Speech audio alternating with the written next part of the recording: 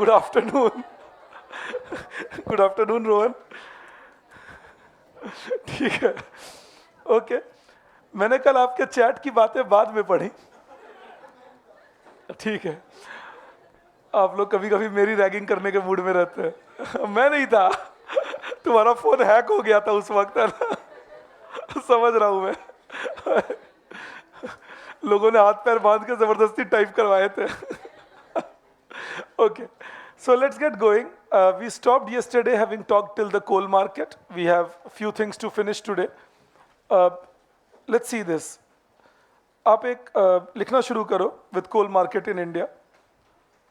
Again, there is a slight history to that. So when we talk about coal market till 1974-75, more than 80%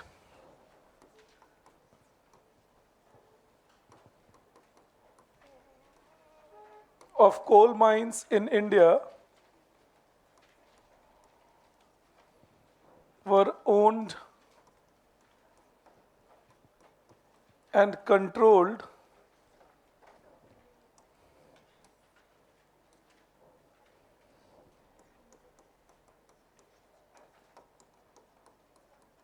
by private sector. In 1974,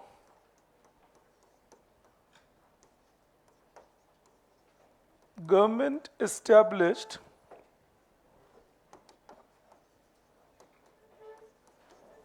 Coal India Limited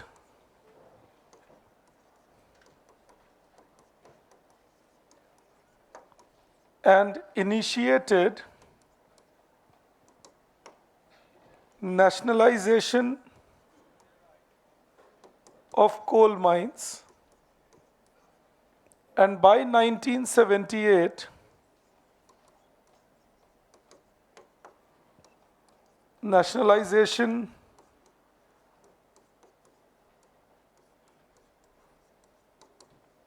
was almost complete. So this is how it was going in the 70s, that till 74-75, more than 80% of coal mines in India were owned and controlled by private sector. Government established Coal India Limited, initiated nationalization, and by 78, nationalization was complete. There were two reasons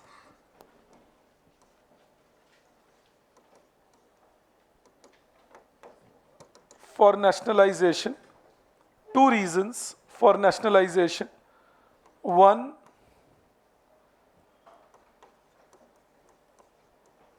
black marketing by private firms, and two,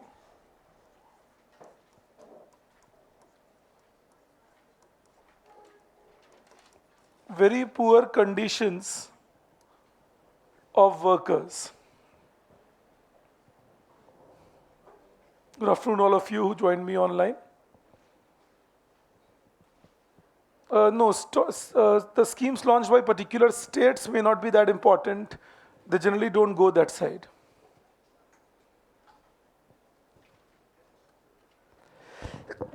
I'm sorry. Okay. Then you write below that, in 1992,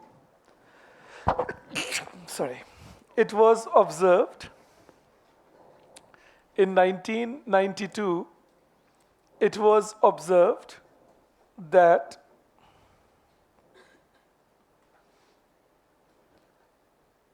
coal productivity in India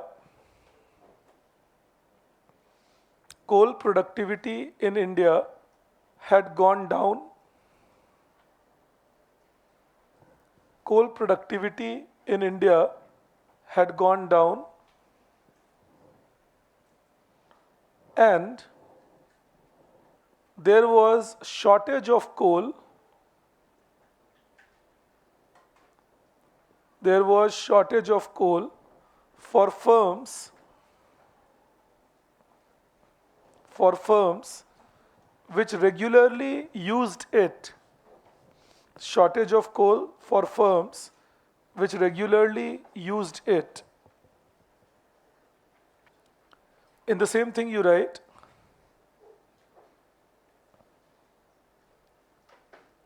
this was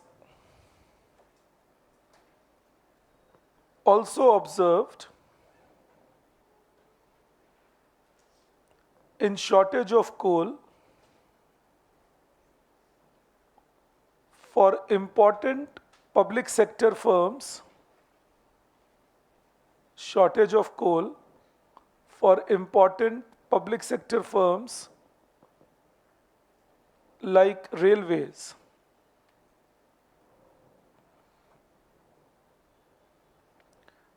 Then you change the paragraph and write, in 1992,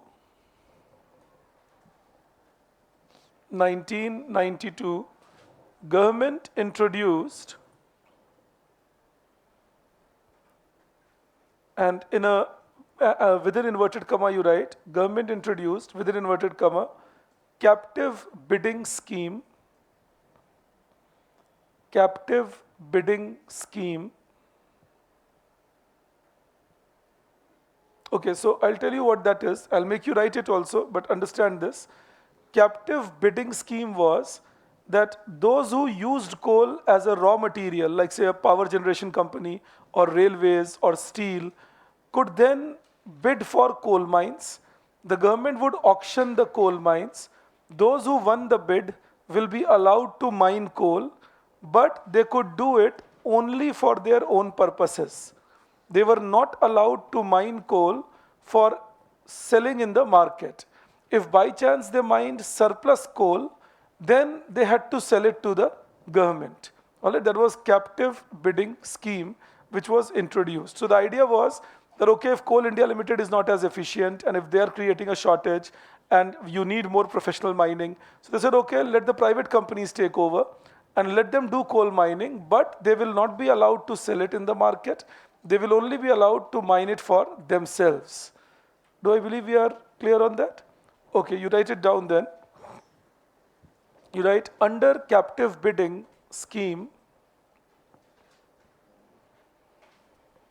तो एक बात समझिएगा आप, मैं बस चाहता हूँ आप chronology समझ लें. You know, till 1975 there was excessive dominance of private sector. Then Coal India Limited was formed, and the only authority to mine coal in India was Coal India Limited. The only authority to mine coal in India was Coal India Limited. And then from 1992, the government started changing it. So around 30% mines, 20% mines were kept for private mining. But this private mining was not allowed to sell coal in the open market. They could do it for themselves. Coal India Limited was still the dominant player. All right, the major dominance was of Coal India Limited. So you write in that, could you tell me the last line you wrote? Under captive bidding scheme, government auctioned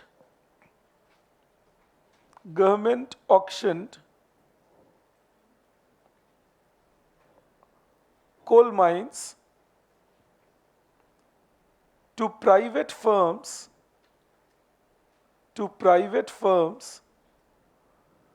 which used coal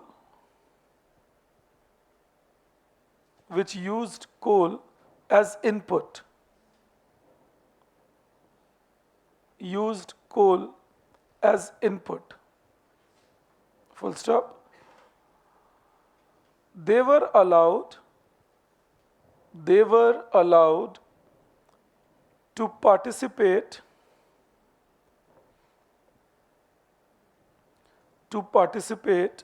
in mining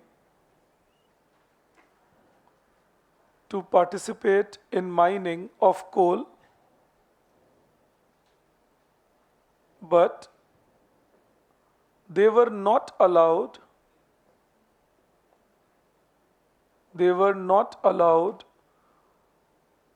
to sell coal in the open market.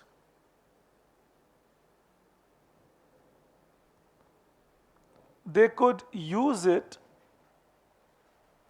they could use it for their own requirements,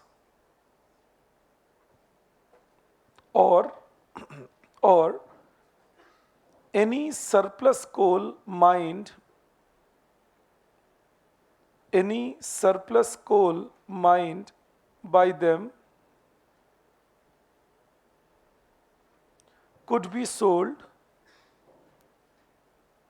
could be sold only to the government.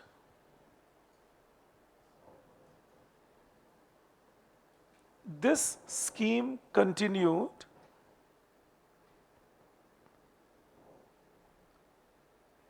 till 2011. It continues today also, but it was the major scheme till 2011. So till 2011, when the CAG report, found three major problems in the scheme. CAG report found three major problems in the scheme. First, the bids were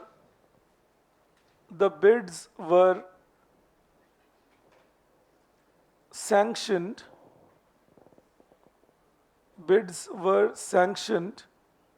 on the basis of captive mining. Bids were sanctioned on the basis of captive mining, but there was a lot of nepotism. There was a lot of nepotism in them. This was one challenge, that those who were closer to the government would get the bid. Those who were not close to the government won't get the bid. That became a major challenge of the captive mining scheme. Second, you write,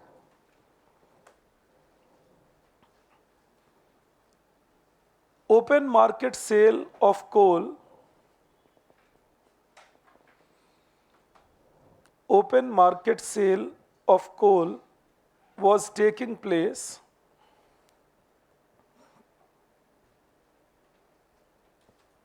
I repeat, open market sale of coal was taking place without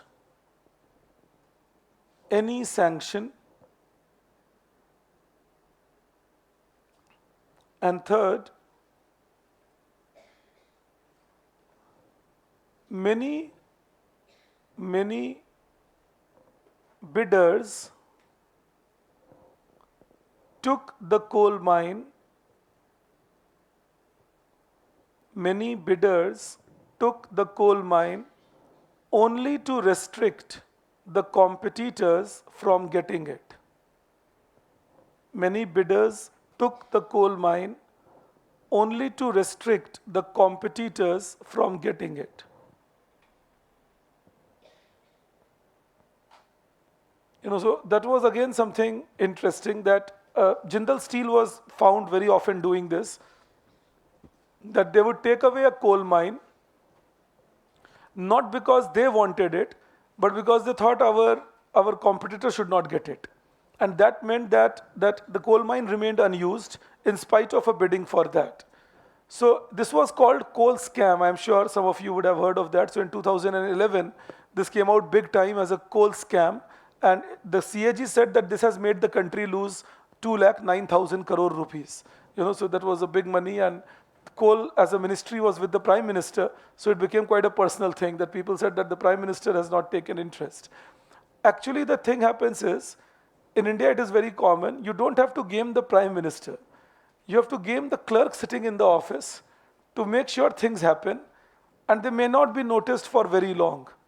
They may not be, the inefficiency might go on for some time, and the people may not notice it because of so much of government related activities happening. तभी मैं बार बार कहता हूं कि सरकार को fundamentals पे focus करना चाहिए, हर जगह प्रेजेंट नहीं रहना चाहिए। जब आप बहुत ज़्यादा स्प्रेड रहोगे तो आप देख ही नहीं पाओगे आपको क्या क्या ज़रूरत है या क्या दिक्कतें आ रही हैं, क्या गड़बड़ी। कितनी बार ऐसा होता है that the higher and in the government they don't even know that it's happened. And it's not only government, in any institution it happens. One reason I keep trying to be in touch with all of you as much as possible, I try encouraging you to let me know what you are going through, because I would not know otherwise. There can be, I mean, it's a big institution. It has more than 170 workers at the moment at Next IAS. So I would not know, or for that matter, B Singh ji would not know what exactly is happening till we are sometimes not told about it, because even if we want to know, sometimes things are not brought in front of us. So that is the challenge. And now imagine with 170 people, if that is the challenge, what happens when there are 17,000 people? ये बाहर की आवाज मत समझो, ये class में किसी के दिल की पुकार है। So with 17,000, 20,000, 25,000 employees in a particular sector, it becomes very difficult to find out what is the challenge out here. That became a big problem, or that has become a big issue in India for many departments, coal being another.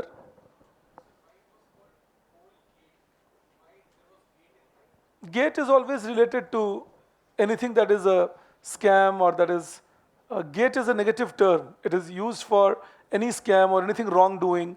It's called gate. It's like that. Colgate made good headlines. It sounded with the Colgate toothpaste and all, so people would do that.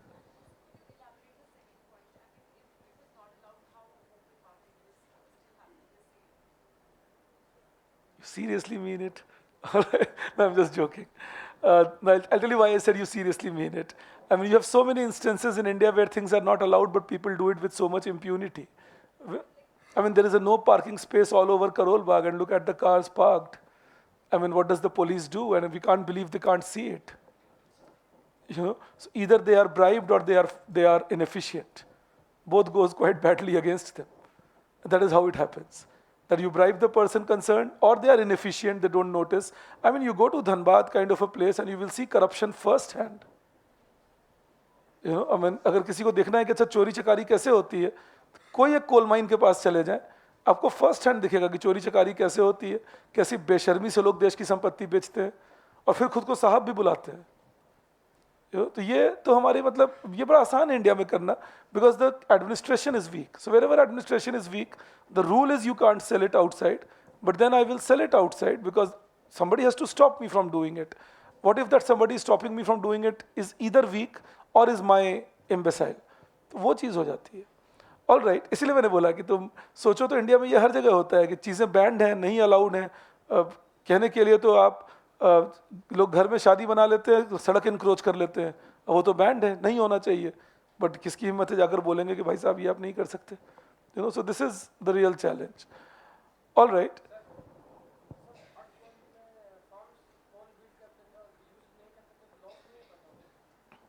अब मान लो मैं और तुम competitor हैं, मुझे पता है कि अगर तुम्हें मिल गया ये कोल माइन तो तुम बेहतर प्रोड्यूस कर लोगे और प्रोडक्शन करके मुझे हरा सकते हो, और मैंने बिड कर लिया, अपने पास रख लिया, तो मैंने तुम्हारी एंट्री रोक दी ना.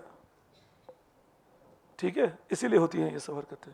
ये सब बहुत कॉमन है, लाइसेंसिंग में भी ये होती थी कि दूसरे को आने मत दो. इंडिया क्यों डेवलप नहीं करता है? हमारे यहाँ कभी कभी पैसे इसलिए नहीं खिलाए जाते कि मुझे काम करने दो, हमारे यहाँ पैसे इसलिए खिलाए जाते हैं कि दूसरे को काम मत करने दो.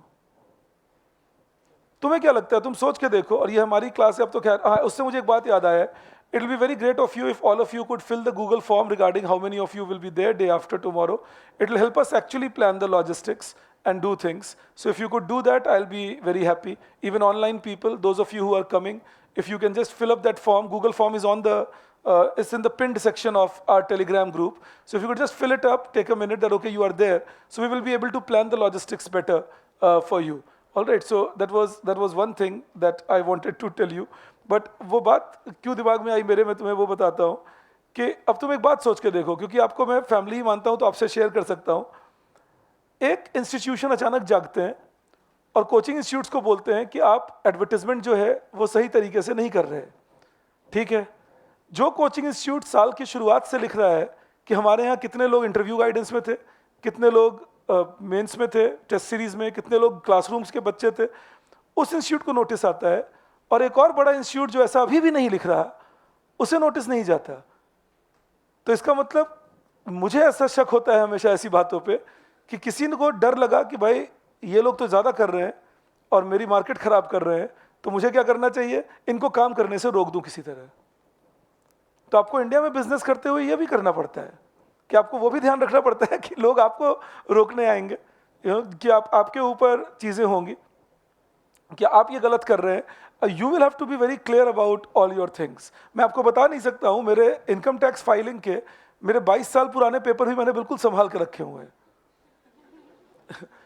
क्योंकि कभी कोई भाई साहब जोश में आ सकते हैं और कहेंगे आपने ये गलती वहाँ की होगी, हमें दिखाइए पूरा paper. Because when you are doing few things which might irk few people, you know, see दो तरह की चीज़ें होंगी ना। एक है कि कोई एफिशिएंट, तुम मान लो एफिशिएंसी से काम ही करते हो, तो तुम एफिशिएंसी से काम कर रहे हो, तुम्हारी वजह से अगर किसी और को भी वो सब करना पड़ जाए, उनको कितना तकलीफ हो रहा होगा कि यार ये कहाँ से आ गया, क्यों ऐसी हरकत करता है, नहीं कर रहा होता तो मुझे भी नहीं करना पड़ता, हम सब कितना बढ़िया लूट रहे थे लोगों को।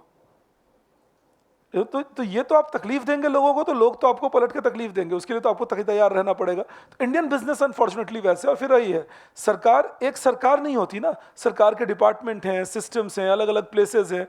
अभी कोई जाए और एक फॉल्स केस दायर कर दे तो आदमी लायबल है इस देश में।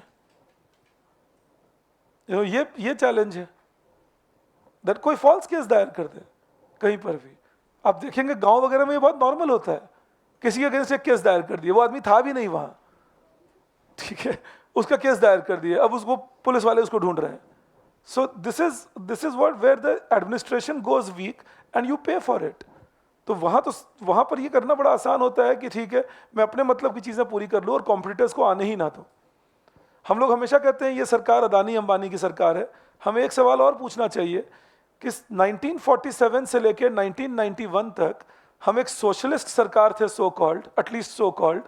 तो उस केस में ऐसा कैसे हुआ कि टाटा, बिरला, बजाज, वाडिया जो बॉम्बे डाइंग चलाते थे, इनकी वेल्थ बढ़ गई घटने की या स्टेबलाइज होने की जगह? एक समाजवादी राष्ट्र में यह कैसे हो रहा था कि जो प्राइवेट सेक्टर में यही 4-5 लोग होंगे और कोई नया आ भी नहीं पाएगा? धीरू भाई अंबानी एक नया आ पाए, मैं आपको पहले ही बता चुका हूं, वो ऑर्गेनिकली करप्ट थे तो वो कर पाए होगा।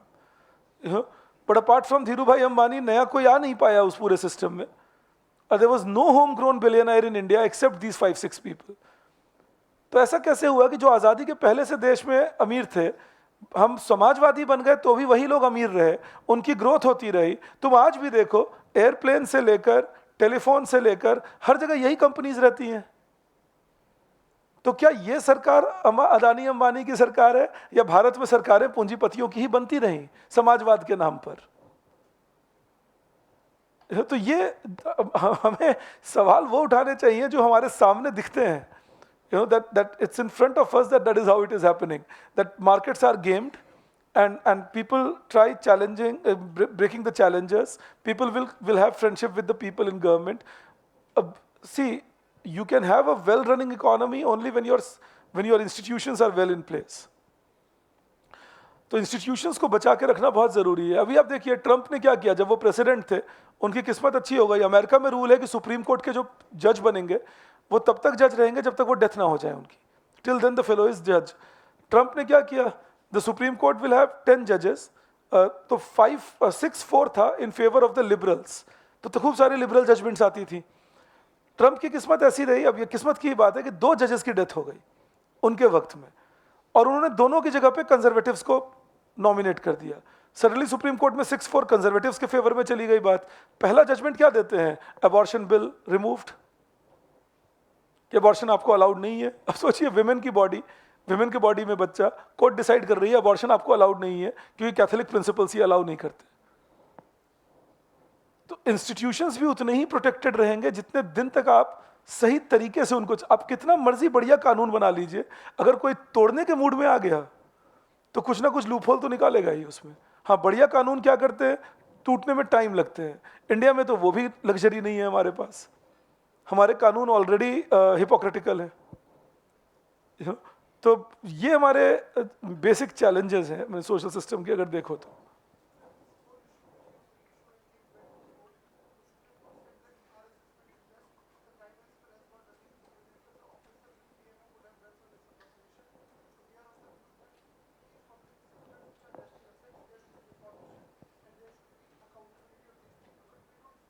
This has been said in India since 1992 that there should be accountability in public sector, there should be reform of public sector. मैं 92 में फर्स्ट ईयर इकोनॉमिक्स ऑनर्स में आया, तब से ये पढ़ रहा हूँ कि पब्लिक सेक्टर को रिफॉर्म करना चाहिए। ये तो 32 इयर्स हो गए मुझे पढ़ाते हुए भी, पढ़ते हुए भी, क्योंकि उसका कारण है डिपार्टमेंट्स भी तैयार नहीं होते। तुम एक डिपार्टमेंट में हो, तुम्हारे डिपार्टमेंट के अंदर पब्लिक सेक्टर है, उस पब्लिक सेक्टर के डाक बंगलोज हैं, उस पब्लिक सेक्टर के कॉन्ट्रैक्ट्स हैं, उसके चलते तुम भी पैसे कमाते हो। तुम ऐसे कैसे चले जाने दोगे उसके अपने हाथ से? और तुम लोगों को समझाओगे क्या? ये थोड़ी कहोगे मैं नोट कमा रहा हूँ इससे, या मैं संबित पात्रा को ओएनजीसी का चीफ बना रहा हूँ, मैं बोर्ड ऑफ डायरेक्टर्स में डाल रहा हूँ। तुम तो, और संबित पात्रा तो एक एग्जाम्पल है जो बार बार दिए जाते हैं। स्टेट पब्लिक सेक्टर एंटरप्राइजेस में तो ये पूरा धंधा है कि जिसको मिनिस्टर नहीं बना सकते उसको स्टेट पीएससी का चीफ बना दो, उनको गाड़ी बंगला नौकरी देने की कैपेसिटी सब मिल जाएगी, वो सुखी है एमएलए आपके। तो ये वेस्टेड इंटरेस्ट ने हाईजैक कर रखा है। वो सुधरने कैसे देंगे? सुधर जाएंगी चीजें तब तो उनके पावर कम हो जाएंगी, तो सुधरने नहीं देते। कॉमन पीपल जो है वो बिना पढ़े हुए चीजों पे व्यूज बनाते हैं हमारे देश में, क्योंकि बचपन देखो क्या हुआ, बचपन से अंडर डेवलप्ड बड़ा कर दिए, तो जब बड़े हो गए तो लगा कि अब मैं जो सोच रहा हूँ वही सही है। कभी वेरीफाई करने की जरूरत ही नहीं समझी कि जो सोच रहा हूँ वो सही भी है या नहीं।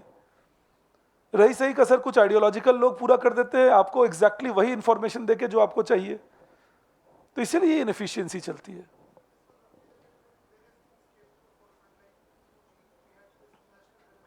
That was because UPA 2 was even UPA 1, but with UPA that is the problem that they go very soft on corruption. They accept corruption. And that is the challenge that you have with Congress in power. Congress doesn't take corruption as a bad idea. For them, corruption is okay. Mrs. Gandhi is on, earlier Mrs. Gandhi, she is on record saying that bribe is just a way of creating,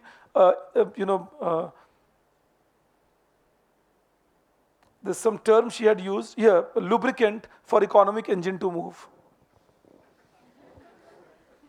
And she had said that. And she said that that is why bribes are not a challenge. The challenge is that people should work well. No, bribe is a challenge because bribe will be given for some inefficiency.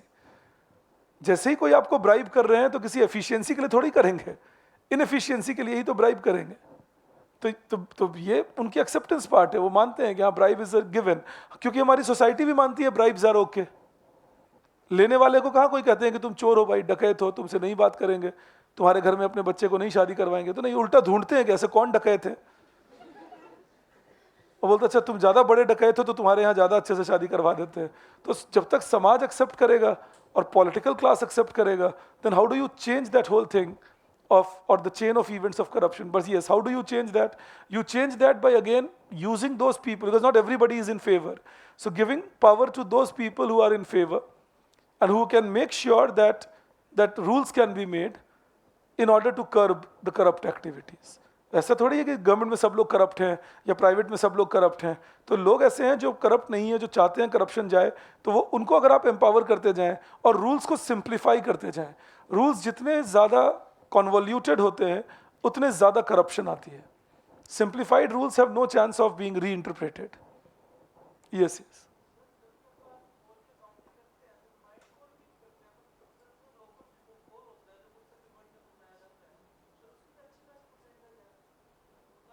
समझा नहीं मैं।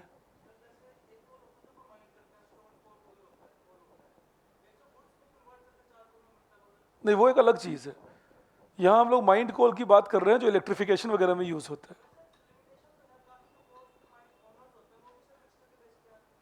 है। वो mine owners वही लोग हैं, captive bidding वाले ही, क्योंकि प्राइवेट माइन ओनिंग अब अलाउड नहीं रही इंडिया में। ठीक है,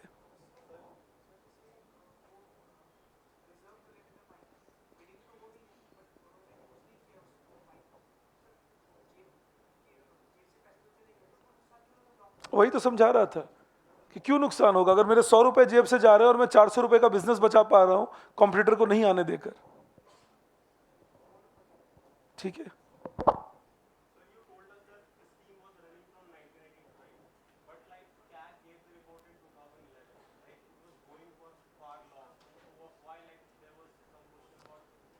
There can be multiple reasons. It is possible that initially the scheme, I'm not certain about it because one doesn't go into details of it, but these things happen very often because initially all schemes do well.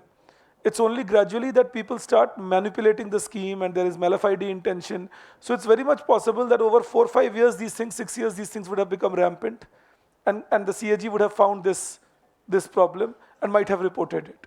It is also possible that earlier CAGs were more malleable and they were not reporting it. There comes a CAG who could report it. The political thing was quite heated up, and then everybody raised the issue and became a public issue.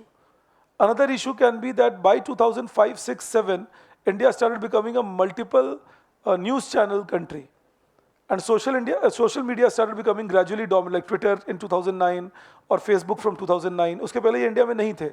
2007, 8, 9 से ये आने शुरू हुए. तो जब ये चीज़ें आई, then again the spread of information is very quick. Then damage control is not easy. So I think there was a multiple factor that due to which this happened. But corruption in India has been happening even pre-91. The only thing was everything was so opaque that nobody would get to know about it. That was the challenge. Okay, then you, in the same paragraph you write, Supreme Court cancelled all bids. Supreme Court cancelled all bids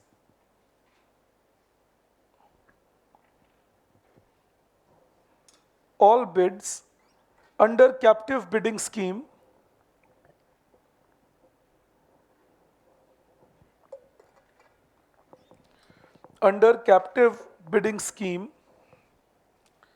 and asked the government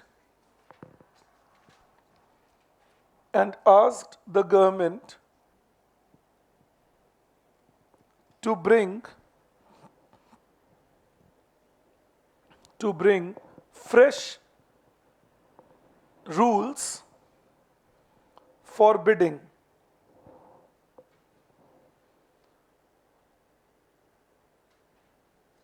Change the paragraph now. Now see, 2011, 12, 13, they were disturbed years and we didn't bring any new rule. It was bad also because coal has been a big input in India for whether steel companies or for aluminium smelting or power generation. 40% we started importing coal in India in those days. 40% of coal started getting imported, and India's import bill shot up badly because now the mines were not operational, but people needed coal to produce electricity or produce steel and so on, and that meant that the problem was now huge with respect to managing that whole conundrum. So this becomes a challenge again. This is 2011, 12, 13 और सरकार कोई नया policy लेकर नहीं आ पाया इस बीच में. Then again 2014 the government changes, and in 2015 January the new coal policy is introduced. So you write below that January 2015 government introduced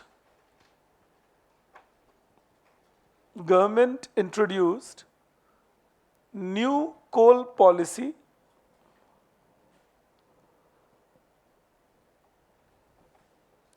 in which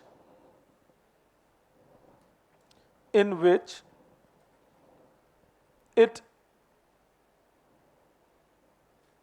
allowed 3 types of mining in India. It allowed 3 types of mining in India. 1, mining by Coal India Limited. Mining by Coal India Limited. 2, captive bidding schemes. Captive bidding schemes where new auctions were done and some of the older auctions were reinstated new auctions were done and some of the older auctions were reinstated because there was no evidence there was no evidence of any wrongdoing. There was no evidence of any wrongdoing against them.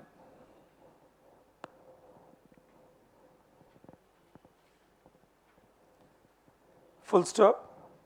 And then 3, government also allowed private mining companies in India. Government also allowed private mining companies in India to mine coal for it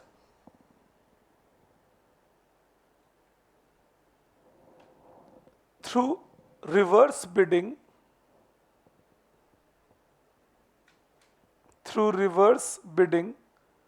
and introduction of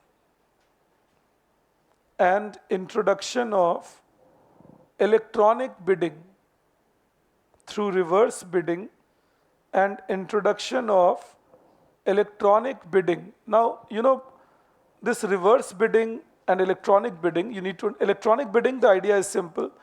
The whole bid will be submitted to a software. The whole bid will be submitted to a software, and the software will decide who wins and who doesn't win. So there is no manual, interference in that. And reverse bidding is nothing but contract. देखो bidding में क्या होता है, सरकार बोलते हैं आप bid करिए और कोल माइन लीजिए और कोल आपका, the coal that you take out of it is yours. So the companies pay the money to the government and get the coal mines. In reverse bidding, the government says you bid not to use the coal but only to mine the coal. So you mine the coal, get the coal out and give it to us. You don't have to give it to anybody else. You mine the coal, extract it, give it to us. So that is reverse bidding. So now the government will pay the companies. तो सरकार बोलते हैं मैं आपको पैसा दूंगा, आप मेरे लिए माइनिंग करिए और माइनिंग करके जो कोल निकालते हैं मुझे दे दीजिए. You understand that? That is reverse bidding. तो बिडिंग में क्या होता है, कंपनी सरकार को पैसे देती हैं.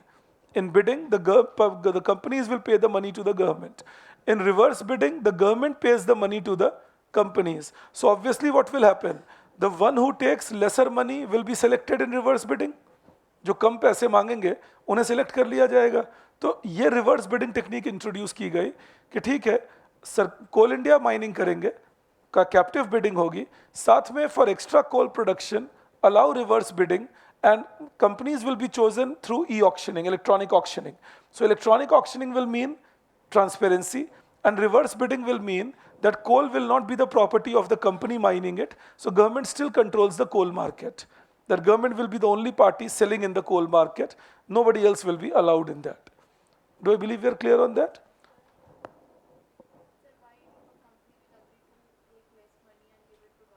ठेकेदारी बोलते हैं उसको.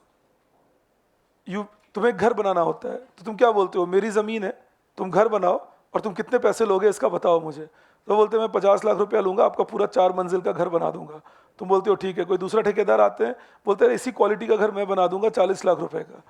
कोई और आते हैं, बोलते हैं अरे मैं तो 35 का बना दूंगा, आप मुझे दे दो. तो तुम किसे दोगे वो? और 35 वाला क्यों बोल रहा है मैं 35 का बना दूंगा? क्योंकि हो सकता है तुम्हारे घर बनाने का टोटल कॉस्ट 30 हो, पहले वाले 20 लाख फायदे के मूड में थे, ये 5 लाख पे तैयार हो गए. ठीक है, that is the way business works.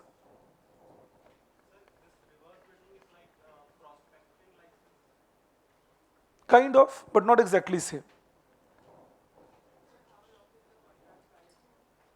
So it depends on what is the duration, but normally these contracts are valid for 12 to 15 years.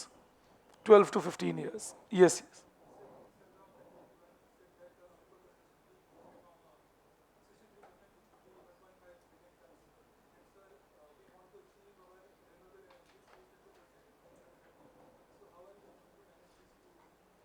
because the overall electricity production, energy production will rise.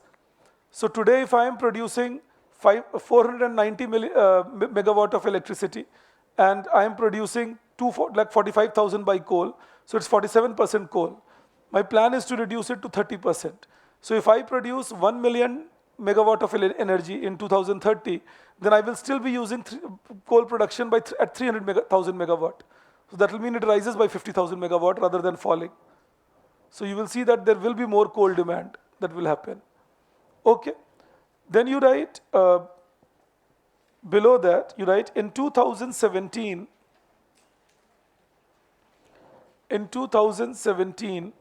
government introduced,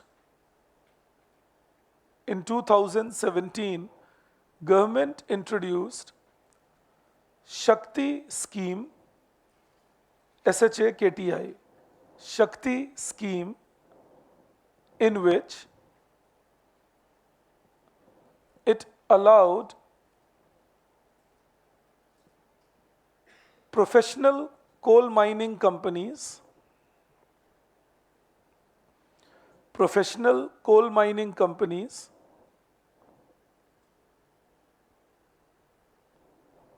to bid for coal, to bid for coal and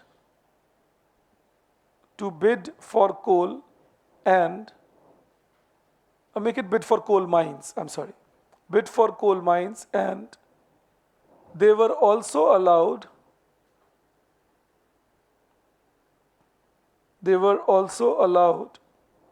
to sell coal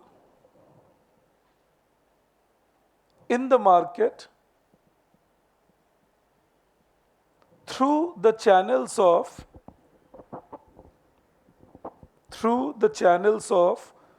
Coal India Limited.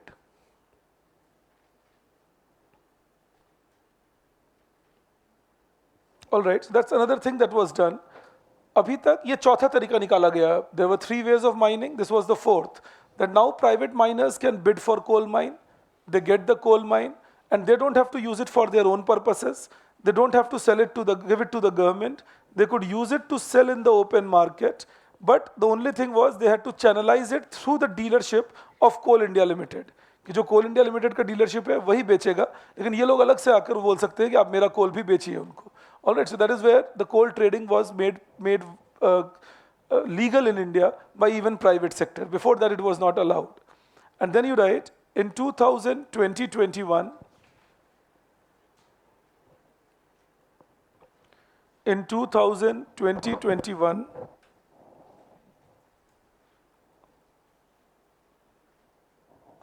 government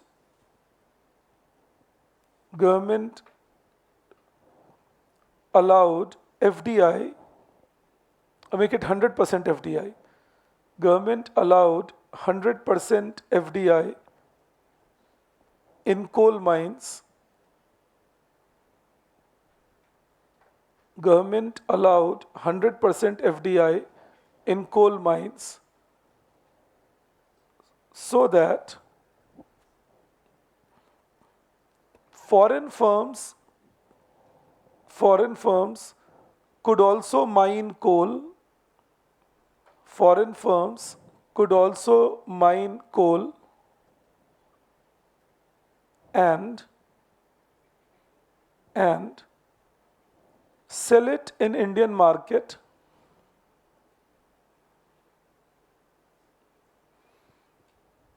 or even export it wherever required.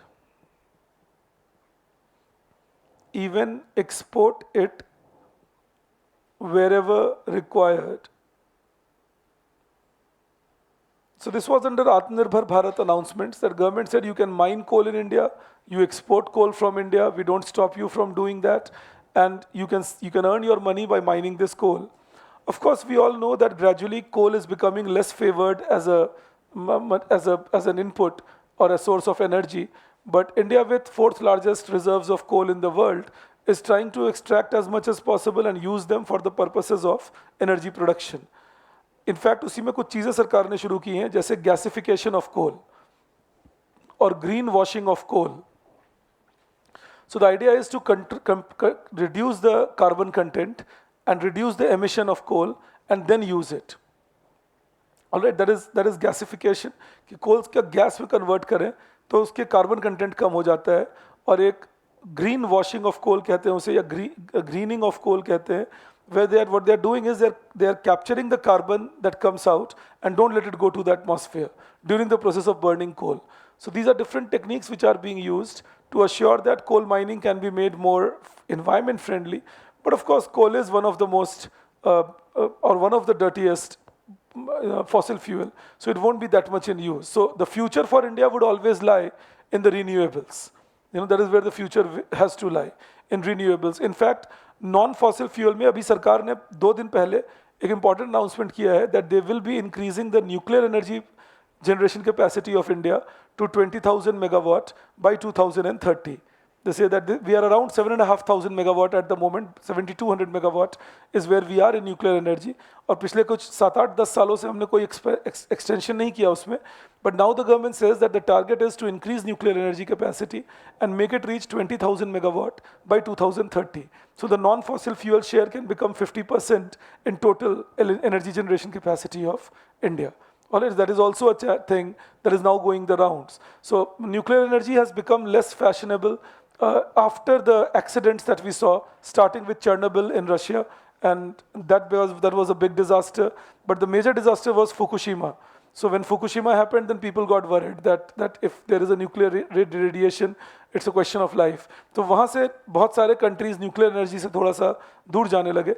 But again, of late, with the fossil fuel becoming costlier and the Russia-Ukraine war and lack of strong supply chain for supplying fossil fuel, now it is becoming again quite back in fashion, where Germany, which had completely rejected it, has also started talking about nuclear energy and so on. So it is possible that it can be revived over a period. Indian government is on record.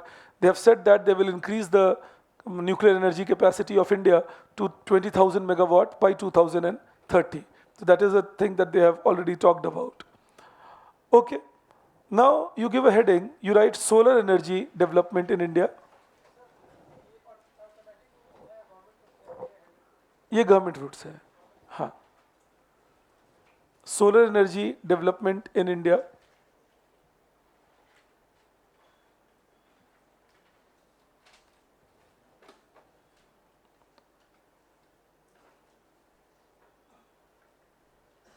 And you write in that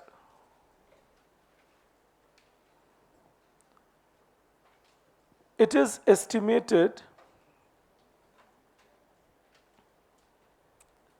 that India has a capacity of 3 million megawatt. एक बात का ध्यान रखना, 1,000 megawatt is 1 gigawatt. So the comparisons and the conversions are on that basis. Just keep it like that in the mind. All right, so 3 million megawatt of solar energy generation. And in 2014, we started with National Solar Mission. National Solar Mission.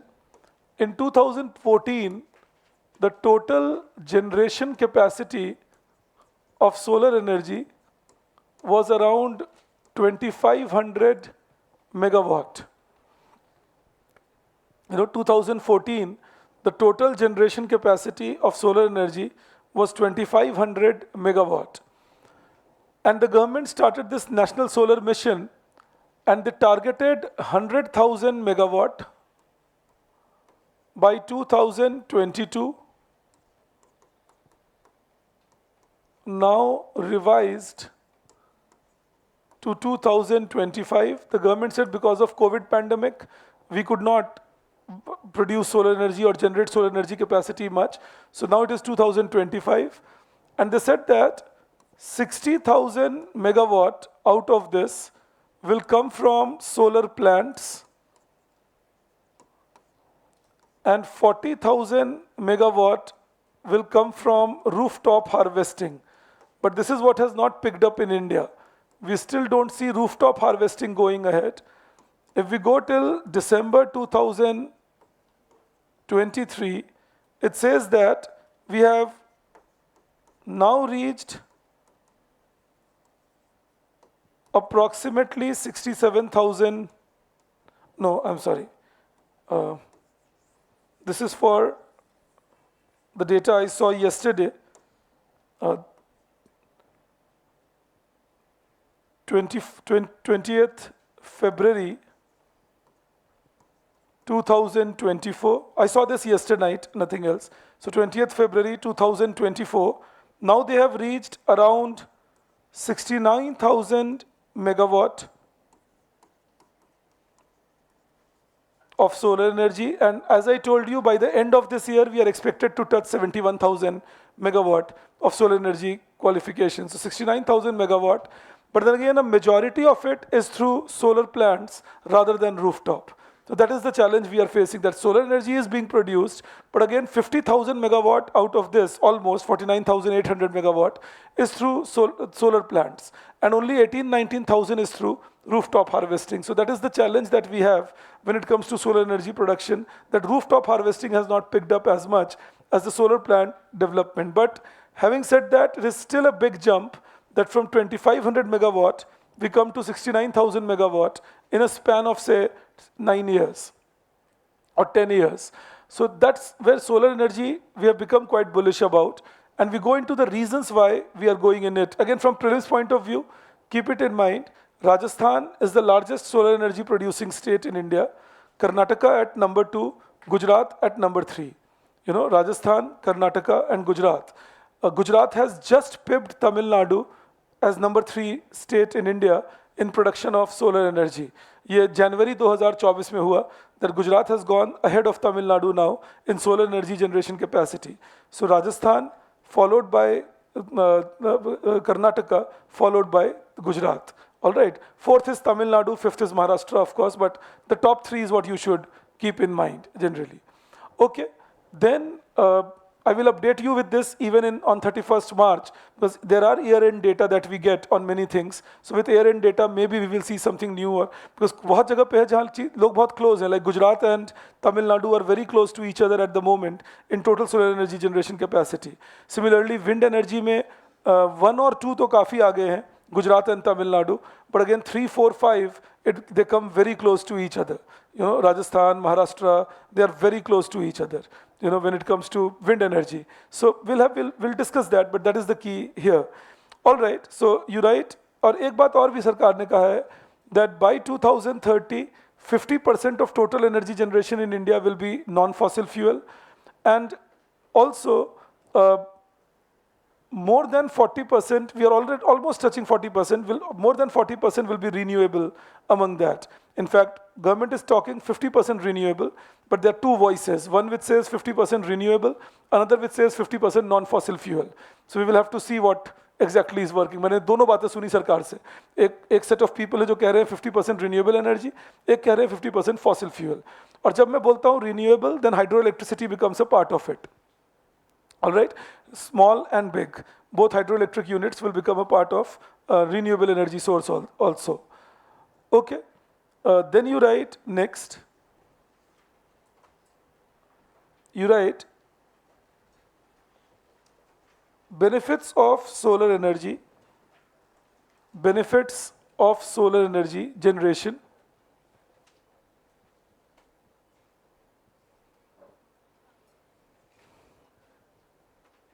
Okay, I'm just answering a question, 2 questions rather. One, correct black marketing could be done, Divyanshi. One, that those offering to take less money will not be able to compromise the quality, because the quality is well defined. Lipakshi, I'm answering your question. So quality compromise cannot be done. And another question I'm asked is that should center think of putting carbon cess with SDGs and CC in place? The only challenge is you can put a carbon cess, but then it will put taxation on your companies and increases cost of production for them. So that can have a charge again, and the whole idea of using coal as a cheaper fuel then goes away. No, the Indian companies are also now free, Akash. They can sell through their own dealership.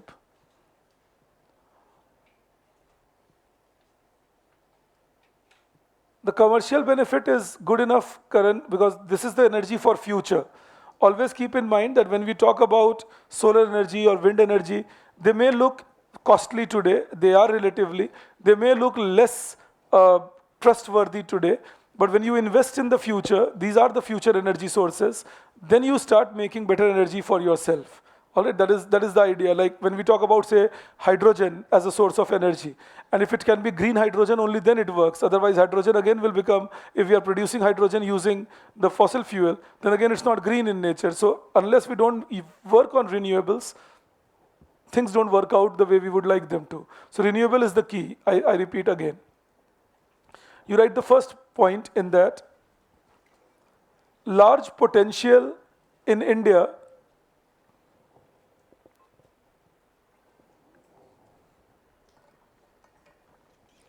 Large potential in India due to India's tropical location.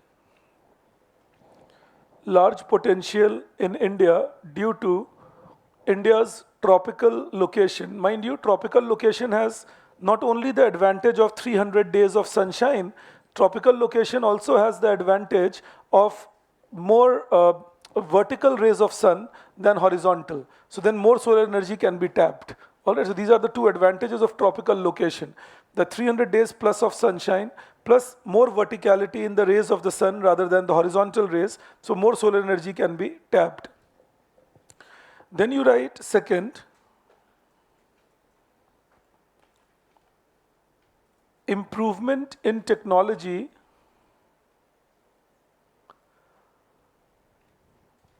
and very low running cost. Improvement in technology and very low running cost has resulted in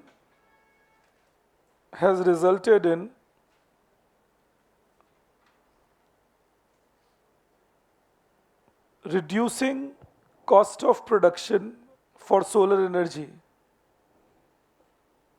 Reducing cost of production for solar energy.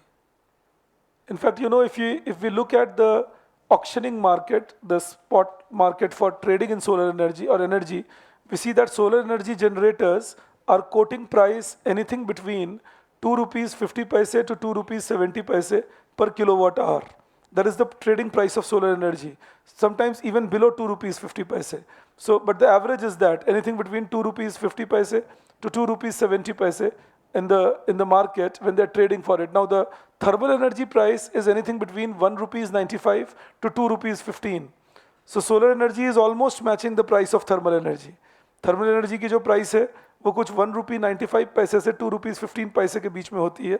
Solar energy price is almost matching thermal energy.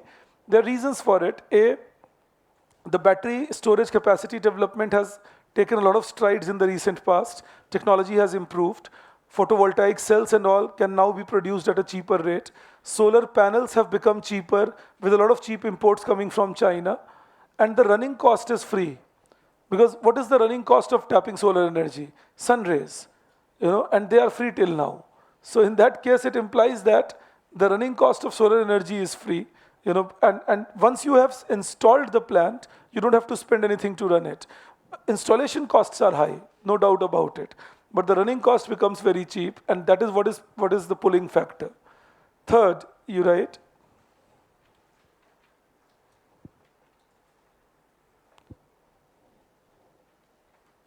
it is cleaner source of energy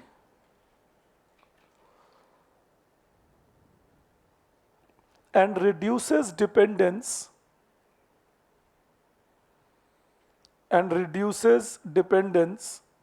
on fossil fuel. Full stop. It also reduces import requirements of India. It also reduces import requirements of India. In fact, there again, I have suggested it earlier also in your class. I will again just remind you of it that if we want to go further with Ujjwala scheme, then we can substitute LPG by solar induction chulhas and do that. Because the solar induction chulha, wherever possible, will mean that we don't have to import LPG or we don't have to import crude oil and or the gas, and that will make India more self-sufficient, and that is also a cleaner source of energy. You are not getting any smoke in that. So that is something we can start thinking about in rebridling the scheme. Another one, you write, it has the potential to create large employment. It has the potential to create large employment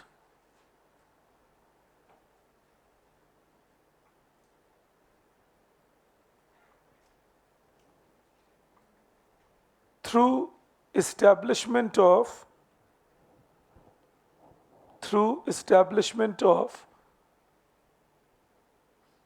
solar panel industry,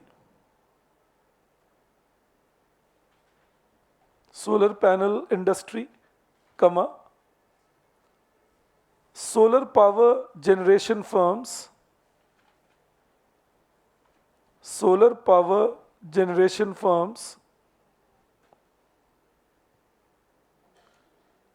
and training of solar mitras. Solar mitras are small level technicians trained for the purpose of maintenance, repair, and so on. If you recall in PM Kusum, we had been talking about that. So training of solar mitras for maintenance, repair, and installation.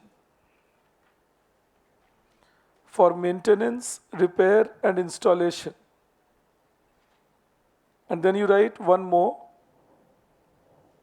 It can be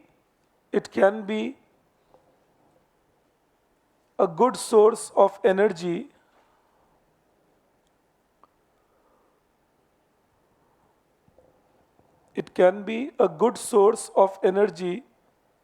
for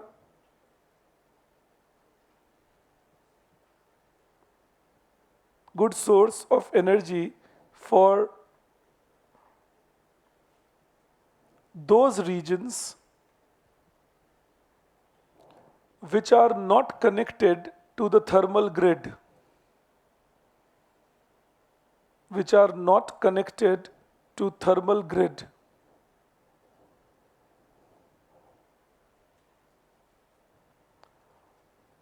Okay. Then you write steps taken by the government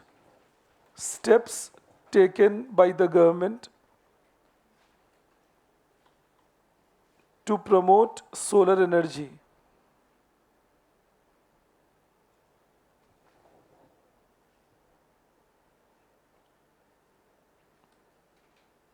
And you write first. Now, see what I'm trying to prepare you on. I'll give you some write-up on wind energy also and a small write-up on hydroelectricity also. What I'm trying to prepare you on is if by chance they ask you a question about India's renewable energy policy, what are the steps taken, what is the reason why we are doing it. When you have these information, collate them and create a 150 word over there. That is my intention of giving all this to you. कि कभी कभी वो randomly सवाल पूछते हैं renewable energy के बारे में बताओ, important क्यों है, India के लिए क्यों important है. So again, collect all this information that I'm giving you on solar or wind or hydro and then present an answer over there. That, okay, this is the reason. Or sometimes they will say, what are the steps taken by India to promote renewable energy? Again, these informations you collect and put it across that, okay, these are the steps that we have taken. All right. So you write in that, you write first, government has established Solar Energy Commission of India,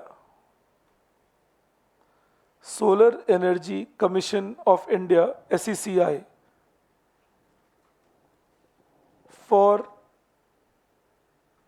for governance of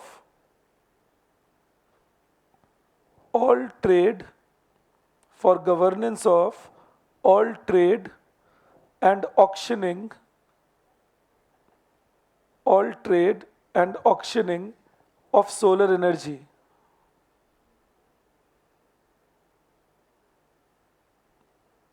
All trade and auctioning of solar energy. एक बात का ख्याल रखोगे, again from prelims point of view it is important, even for wind energy it is the Solar Energy Corporation of India which is responsible for its auctioning.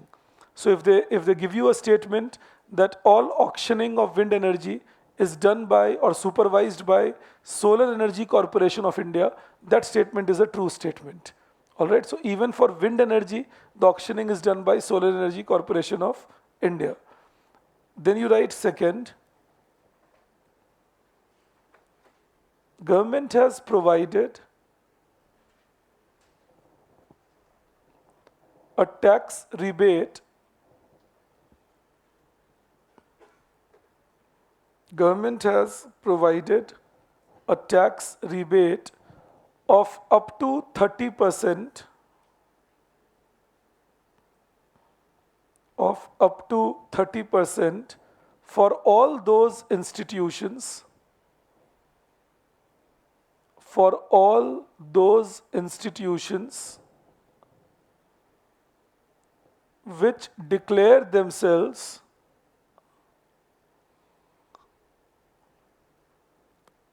which declare themselves 100% solar energy dependent.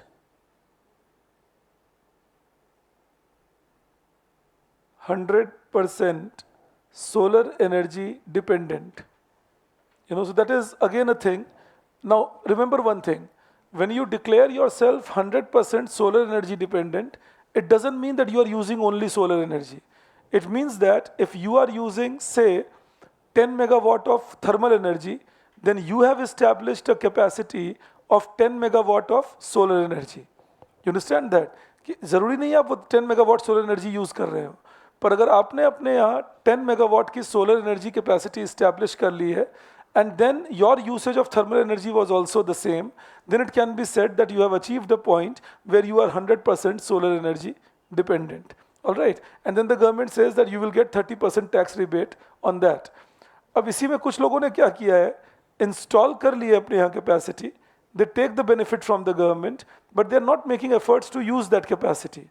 So that is where the government has done an Electricity Amendment Act, where the government says that if you produce extra solar energy from your rooftop, you can sell it to us through grid connectivity, and we will give you a net meter. तो net metre क्या होगा, suppose करिए मैंने 2 megawatt use किया thermal energy और मैंने 1.4 megawatt produce कर दिया सोलर एनर्जी और उसको ग्रिड को सप्लाई कर दिया, then my billing will be only 0.6 megawatt. My billing won't be for entire 2 megawatt. You understand that? So that is what is called net metering. तो net metering में क्या होगा, I have my thermal energy usage and I create rooftop solar harvesting, and then if this rooftop solar harvest will produce energy that can be supplied to the grid purchases it, it's recorded through the wires that this much energy has been supplied and this much energy has been consumed, and the person will be metered only on the net basis and not on the entire thermal energy that they consumed. So it is to incentivize people to then use that thermal energy production unit, produce more thermal energy, so that there is better energy supply to the grid per se, and the grid can then supply it elsewhere. Do I believe we are clear on that? Okay. Then you write next. मैं यही point लिखवा रहा हूं आपको. You write, government has amended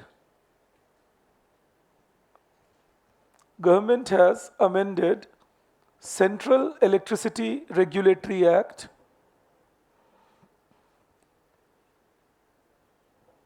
Government has amended Central Electricity Regulatory Act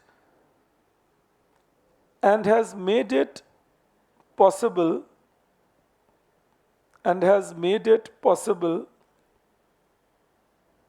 that even individual producers of solar energy,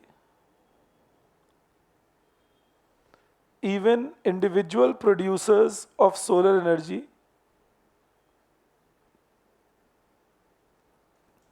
can directly sell it to the grid.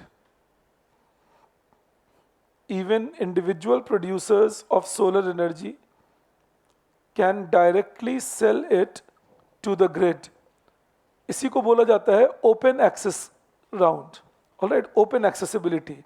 Open accessibility is anybody can sell to anybody. You can buy from anyone. अब वो पूरा open accessibility नहीं दिया गया है, but anyone can sell to grid is now allowed. So in that case, everybody can be an energy producer and sell it to the grid. Then you write next. हाँ, एक बात मैं आपको और बताना भूल गया. जो 100% सोलर एनर्जी वाली बात थी, that 100% solar energy dependence, the first company in India to become 100% solar energy dependent is Rail Coach Factory, Rai Bareli. All right, that is the first company in India which became 100% solar energy dependent. Rail Coach Factory, Rai Bareli. All right, that is first industry in India to become 100% solar energy dependent. Yes, yes. 2000, no, net metering has been there since 2018 itself. But net metering was not very useful till you don't allow open access and you don't allow individuals to sell it directly to the grid. All right, so once all those things get allowed, and the next step is allow individuals who produce solar energy to sell it to people nearby. You understand that? Open access in true sense, that everybody allowed to sell electricity to everybody. And that will create a larger market for us. Okay, then you write next point in that government has introduced PM Kusum. Government has introduced PM Kusum to promote use of solar energy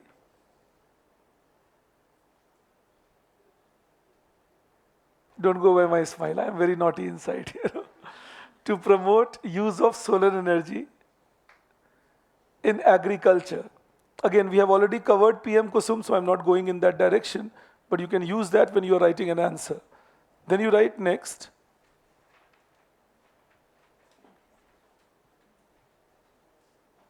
Government is promoting rooftop harvesting. Government is promoting rooftop harvesting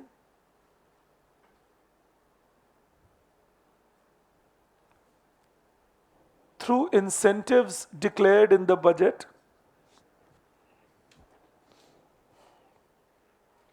Through incentives declared, make it declared in the interim budget. Declared in the interim budget for cheaper installation,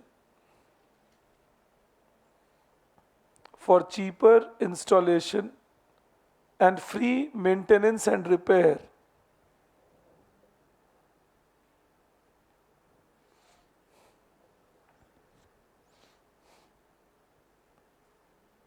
It is also promoted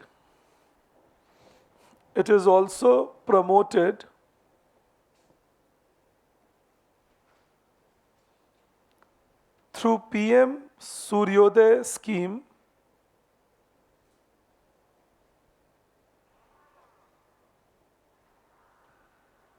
PM Suryodaya scheme announced in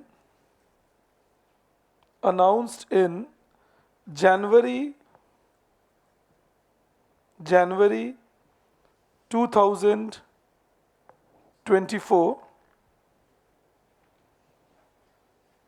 under which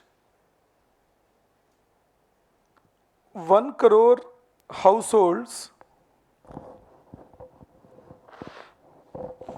1 crore households have been targeted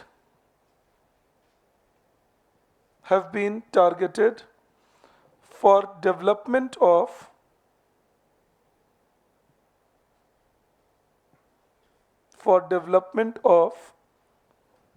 rooftop harvesting.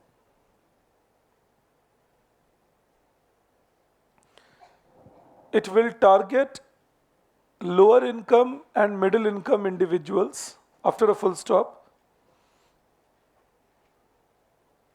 It will target lower income and middle income individuals by establishing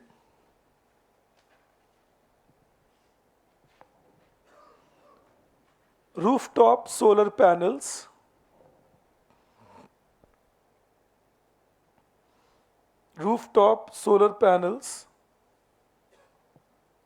in order to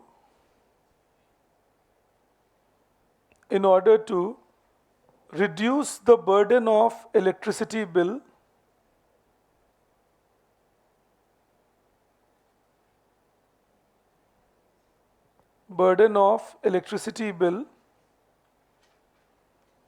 and promote income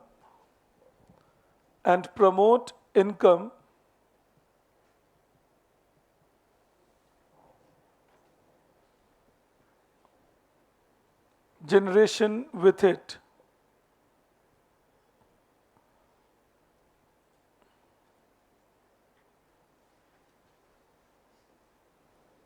All right.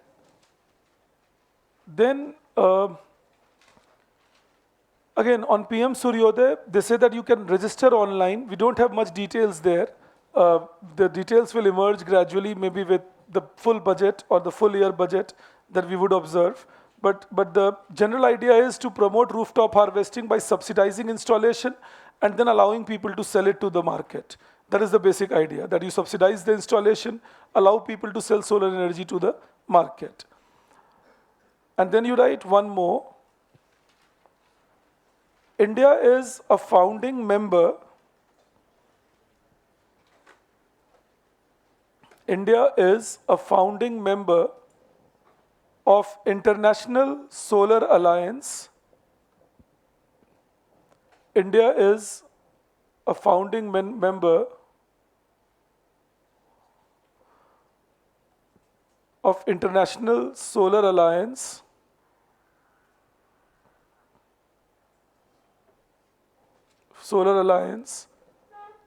which is targeting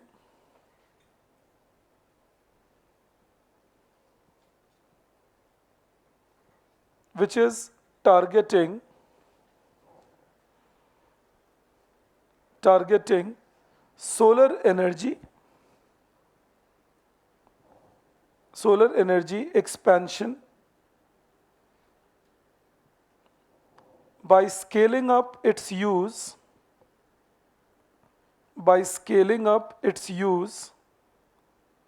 in agriculture, scaling up its use in developing countries,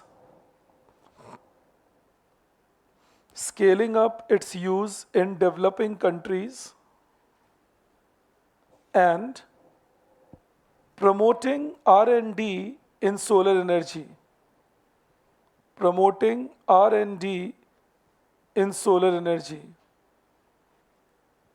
All right, so this is another thing that we need to keep in mind when it comes to solar energy production of India.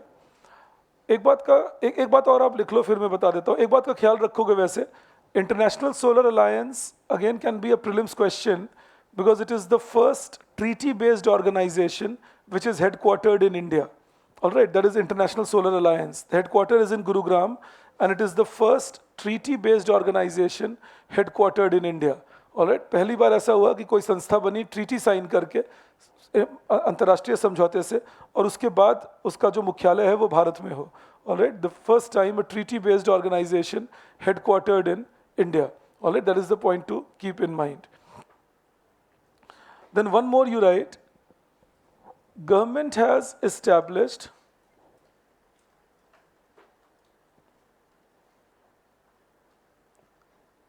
India Renewable Energy Development Agency.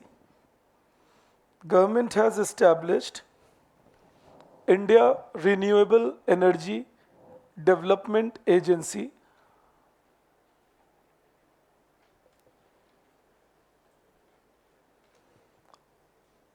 In a bracket, you write IREDA. Close the bracket. To promote funding,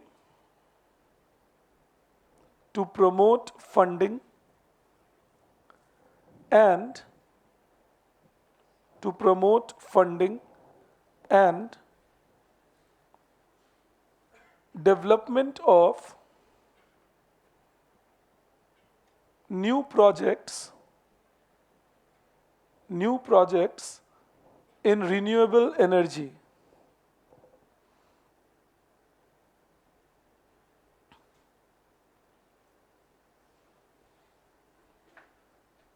Okay. Then you write another thing.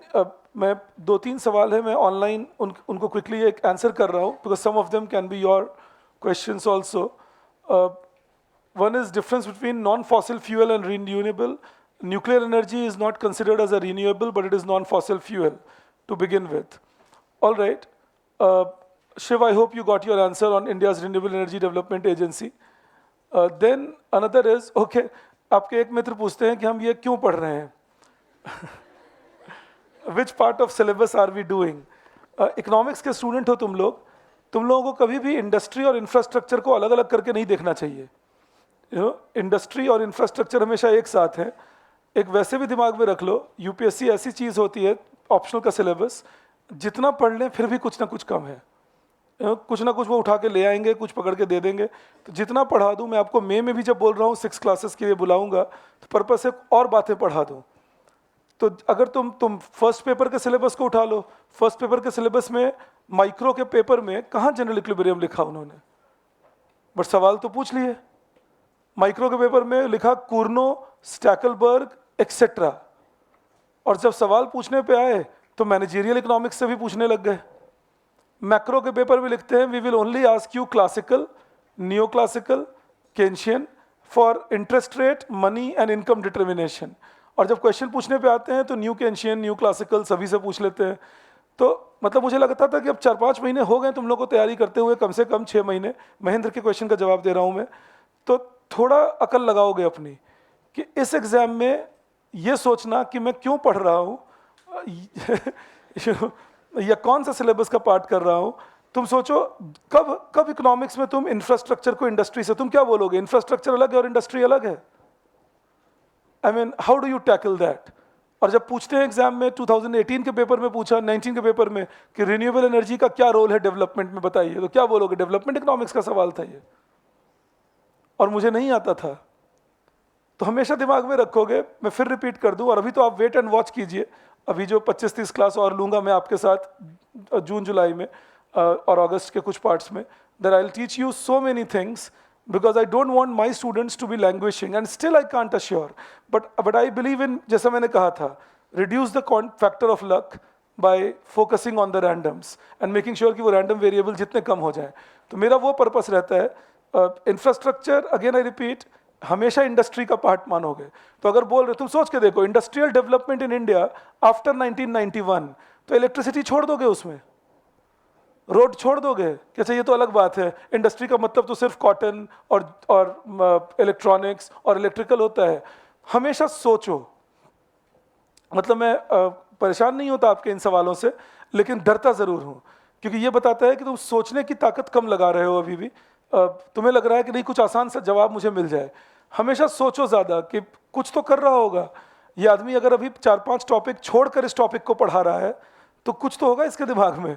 अगर मैं आपको 5 question जो international economics के थे उसको मैंने postpone कर दिया कि वो मैं बाद में आपको करा दूंगा, और पिक करके इंफ्रास्ट्रक्चर करा रहा हूँ, there has to be something here कि मैं ऐसा कर रहा हूँ. तो आप हमेशा चलिए साथ में, आप बिल्कुल निश्चिंत रहिए. मुझे करीब 2 डिकेड हो गए ये सब करते हुए, तो मुझे आइडिया है कि क्या चीज़ें कैसे जानी चाहिए. आपको भी हो जाएगा 2-3 अटेम्प्ट में कि क्या चीज़ें कैसे होनी चाहिए. लेकिन पहले अभी तो मुझ पे ही आप भरोसा रखिए और चलते रहिए आगे. बट कभी ये मत सोचिए कि अगर कुछ हो रहा है, कौन सा पार्ट ऑफ सिलेबस कर रहे हैं. ये बहुत ही स्ट्रेंज लगा मुझे सवाल, इसलिए मैंने इस बात की चर्चा की कि तुम इंफ्रास्ट्रक्चर को इंडस्ट्री से जोड़ नहीं पा रहे हो. मतलब 6 महीने की मेरी मेहनत पे थोड़ा पानी फिरता हुआ मुझे दिखता है, तो ध्यान रखोगे अगली बार से थोड़ा दिमाग को लैटरली चलाओ। दिमाग जितना चलाओगे वो और बढ़ता है, वो घटता नहीं है। ये एक रूल ऑफ लाइफ है। Again, there are few questions I see, Ushmita and Tanvi. I think, no, Tanvi, you have asked me something else. So, Ushmita and Ajay, you can ask me these questions the on the Telegram, and I will answer it because this will save us some time in the class right now. Okay. Uh, no, there is no loss to the producer by buying solar energy at the price of thermal energy, Nishant, because solar energy will be sold at solar energy's price and thermal energy will be sold at thermal energy's price. Always keep that in mind. Okay, let's see this. Then you write,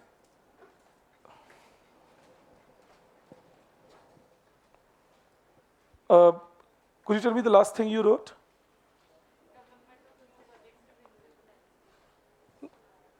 No, before that. Did you write International Solar Alliance? And after that, IREDA. IREDA में एक बात का ध्यान रखोगे, ये government के establish ही इसलिए हुई थी कि सोलर एनर्जी को, रिन्यूएबल एनर्जी को फाइनेंस कर सके और इंश्योर कर सके। तो फाइनेंस एंड इंश्योर, इंश्योरेंस की बात आई, प्रोजेक्ट इंश्योरेंस, फाइनेंसिंग की बात आई, लोन्स एंड ऑल राइट। इसके अलावा पावर फाइनेंस कॉरपोरेशन है, all right, power grid corporation of India limited है और रूरल इलेक्ट्रिसिटी कॉरपोरेशन है। ये सभी फाइनेंसिंग के लिए हैं इलेक्ट्रिफिकेशन में। Power finance corporation, rural electricity corporation and Power Grid Corporation of India Limited. All right, PFC, REC and PGCIL. All of these are responsible for funding of electricity projects in India and then ensuring them, promoting them and so on. So please keep that also in mind. Power Finance Corporation, Rural Electricity Corporation and Power Grid Corporation of India Limited. All right, these are the three other firms responsible for financing and project development in electricity sector in India. Okay, you then write below that Power Grid Corporation of India Limited, Power Finance Corporation and Rural Electricity Corporation. Okay, you write this then, you write challenges faced by solar energy sector in India. Challenges faced by solar energy, when I say solar energy sector, I mean solar energy generation, solar energy sector in India.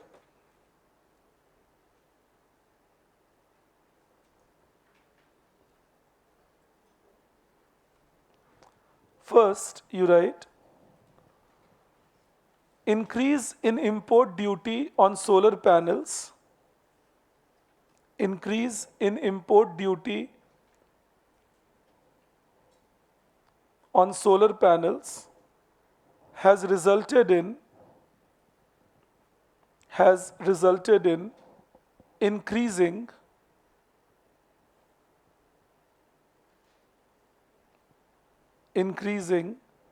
their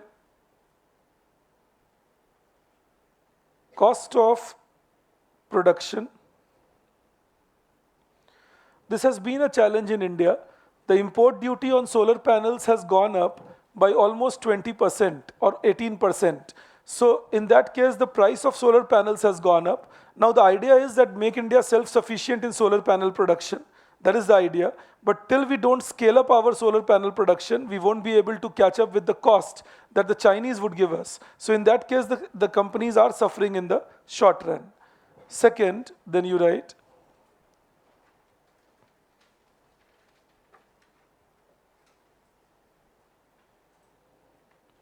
lack of cheaper storage capacity,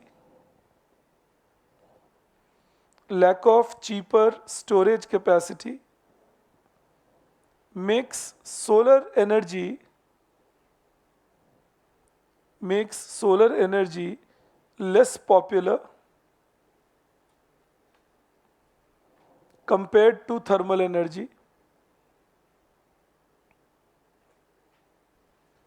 So that's another challenge, that we have the lithium ion batteries and we think about storing energy in that or through them, but still it is costly and it is not viable, and that means that thermal energy is more in use compared to solar energy. Third, you write, the focus on reduction in price, the focus on reduction in price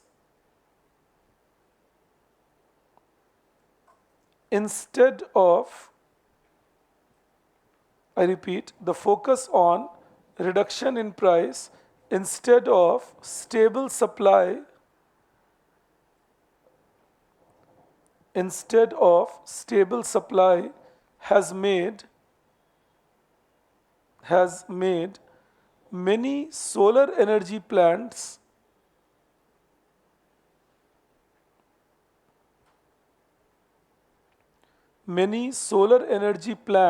unviable. So that many of them are actually becoming bankrupt, collapsing, because जब bidding होती है, they compete, and many of them compete by bidding the price very low, thinking that maybe we will be able to meet it by scaling things up, but then it is seen they are unable to meet it, and that results in pushing them down big time. So many companies have collapsed in India, and by many I mean more than 20 actually, in solar energy generation, because of the high bidding cost, high bidding pressure that they face at times. So focus कहाँ होना चाहिए? Focus should not only be on producing solar energy cheaply, the focus should be on producing solar energy stably. अगर उस process में 1-1.5 रुपया ज़्यादा लगता है पर यूनिट कॉस्ट तो कोई चिंता नहीं, because it is the future and renewable energy source, so environment will have its own cost. But it's rather better that if we can make the firms sustainable, viable, let them produce, rather than putting pressure on them and then they collapse and our producers become lesser in number. All right, so that should always be your concluding point on solar energy. Then you give a heading, you write wind energy development, wind energy.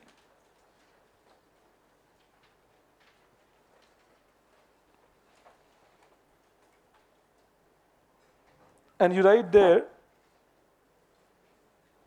wind energy development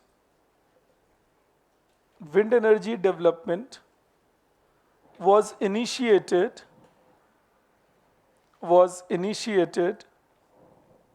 in the 7th 5-year plan. Wind energy development was initiated in the 7th 5-year plan,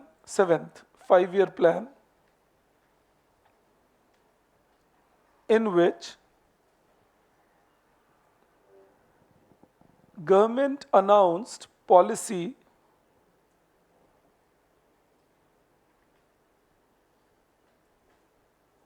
for promoting wind energy production in India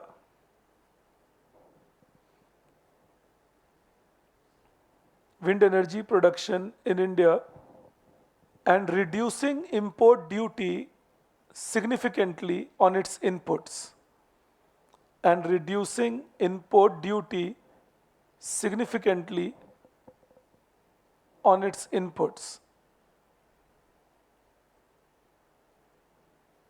Full stop. Its inputs, INPUTS, inputs, full stop. The total wind energy generation capacity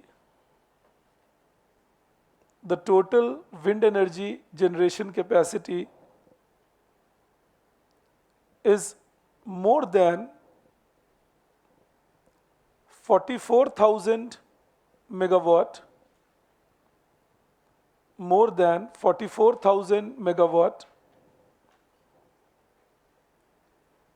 and Gujarat, Tamil Nadu, and Karnataka. Now, as I told you, Karnataka, Rajasthan, and Maharashtra are very close to each other when it comes to wind energy production. All right, Gujarat has taken a substantial lead. So Gujarat is producing almost 12,000 megawatt of wind energy, followed by Tamil Nadu with 10,000 megawatt. But then all of these, Maharashtra, Rajasthan, and Karnataka, are all producing between 5,000 to 5,300 megawatt. So maybe one new plant, one place, the third place can change. The point is that कि किसी एक जगह पे एक नया plant establish होगा, third position बदल जाएगा वहाँ. Alright, but that is what we saw till yesternight. That's what is Gujarat, Tamil Nadu and Karnataka. Then you wrote the first three places. Okay, then you write, after 2016, government introduced, after 2016, government introduced auctioning of wind energy, auctioning of wind energy in India, auctioning of wind energy in India, full stop. Before 2016, before 2016, government allowed wind energy producer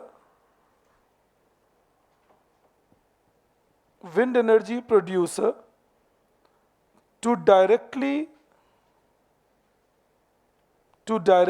sell their production to the distribution company,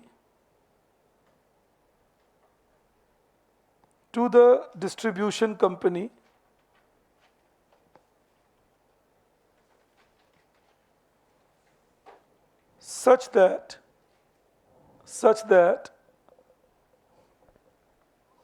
the price remained high,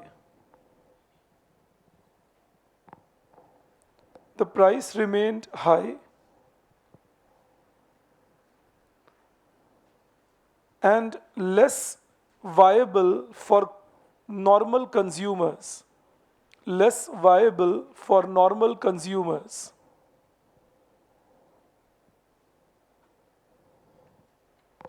full stop. The price came down from 7 rupees per unit. When I say unit, I mean kilowatt hour.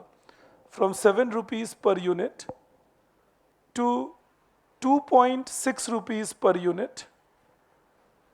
From 7 rupees per unit to 2.6 rupees per unit after the introduction of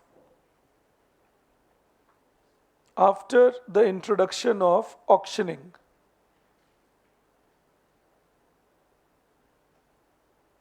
All right, this was also opposed a lot.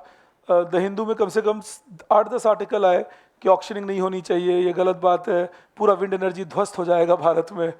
और कुछ articles तो अजीब से भी थे कि wind energy होना नहीं चाहिए क्योंकि इससे चिड़िया मर जाती हैं. तो मैंने अजीब से इसलिए कहा because you do anything with respect two things, you are creating, I mean, you construct a house, you are killing earthworms in the process. So it can't mean you don't construct a house.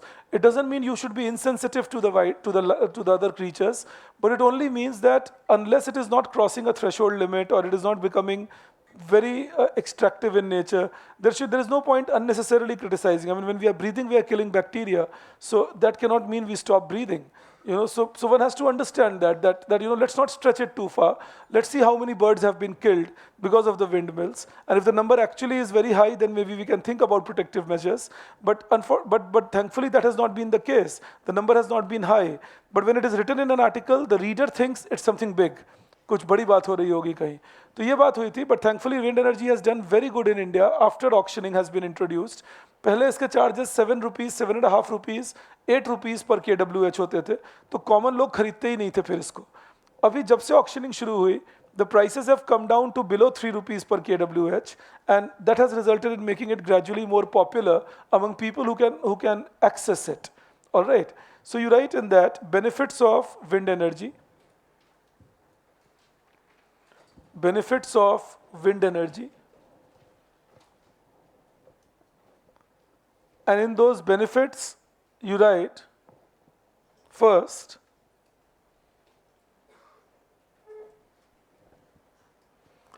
It is a renewable source. It is a renewable source of energy. It is a renewable source of energy which renewable source of energy which provides less dependence, make it reduced dependence. Less dependence की जगह उसे reduced dependence कर लो. Reduced dependence on fossil fuel.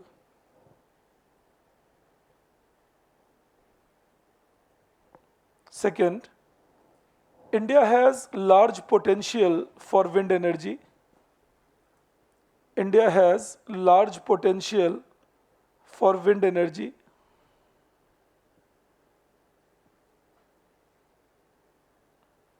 For wind energy due to long coastline. It's a 7,500 kilometers coastline, so that of course gives us a lot of wind energy possibility, and presence of large deserts. Presence of large deserts. In fact, that's one reason why Rajasthan turns out pretty well, or is turning out pretty well with respect to wind energy development. And again, I repeat, this is the future. When you talk about employment generation, equipment production, manufacturing units, this is the future. Go for it. And this is what can be scaled up. And that is something that the world will be demanding, say, even 70 years later. So renewable energy today is like what fossil fuel, especially petrol and diesel were 100 years ago. The scaling up had not yet happened. And by 1940s, the scaling up happened, and we all saw how things changed after that. In fact, biofuel is another such thing where scaling up can be done, and it's creating, we are already creating bioaviation fuel, and we are creating compressed biogases. So there is a lot of potential here. Now, the idea should be to put in money here, because the existing fossil fuel lobby won't let you do that so easily. They will try making sure कि इसमें कम पैसे लगें और कम जितनी देर हो कि हम जितना ज़्यादा पैसे कमा पाएं. But the basic idea is that once you put this money over here and put some better engineering programs, we will see some better growth that can happen in this case. And renewables in this case, the good part about renewables is that at the moment the development levels are such where only further growth is a possibility rather than any going down. All right. Then you write yes. So it was like this, that I am a wind energy producer and you can be a distribution company. We can meet and we will discuss. You will say, okay, I'm willing to buy from you and I will sell it to you. And these distribution companies would be mostly government owned companies. So it was more about directly approaching them, selling them, and they would buy it from me. So there was no competition observed. So thankfully in 2016, the government said that why should we have separate sale of wind energy, put them for auctioning. जैसे सारी energy auction होती है भारत में, wind energy भी auction हो. So 2017 onwards, wind energy has been auctioned through Solar Energy Commission of India. Yes, private companies were there. Private companies still produced. But see, as soon as you don't allow a market and an auctioning, chances of manipulation become higher. That is the aspect.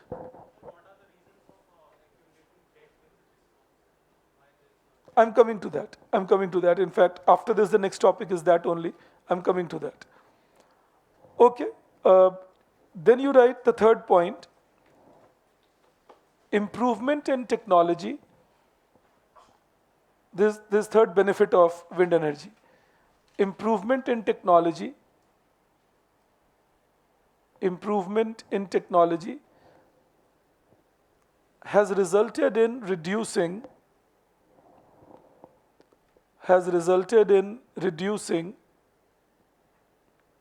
per unit cost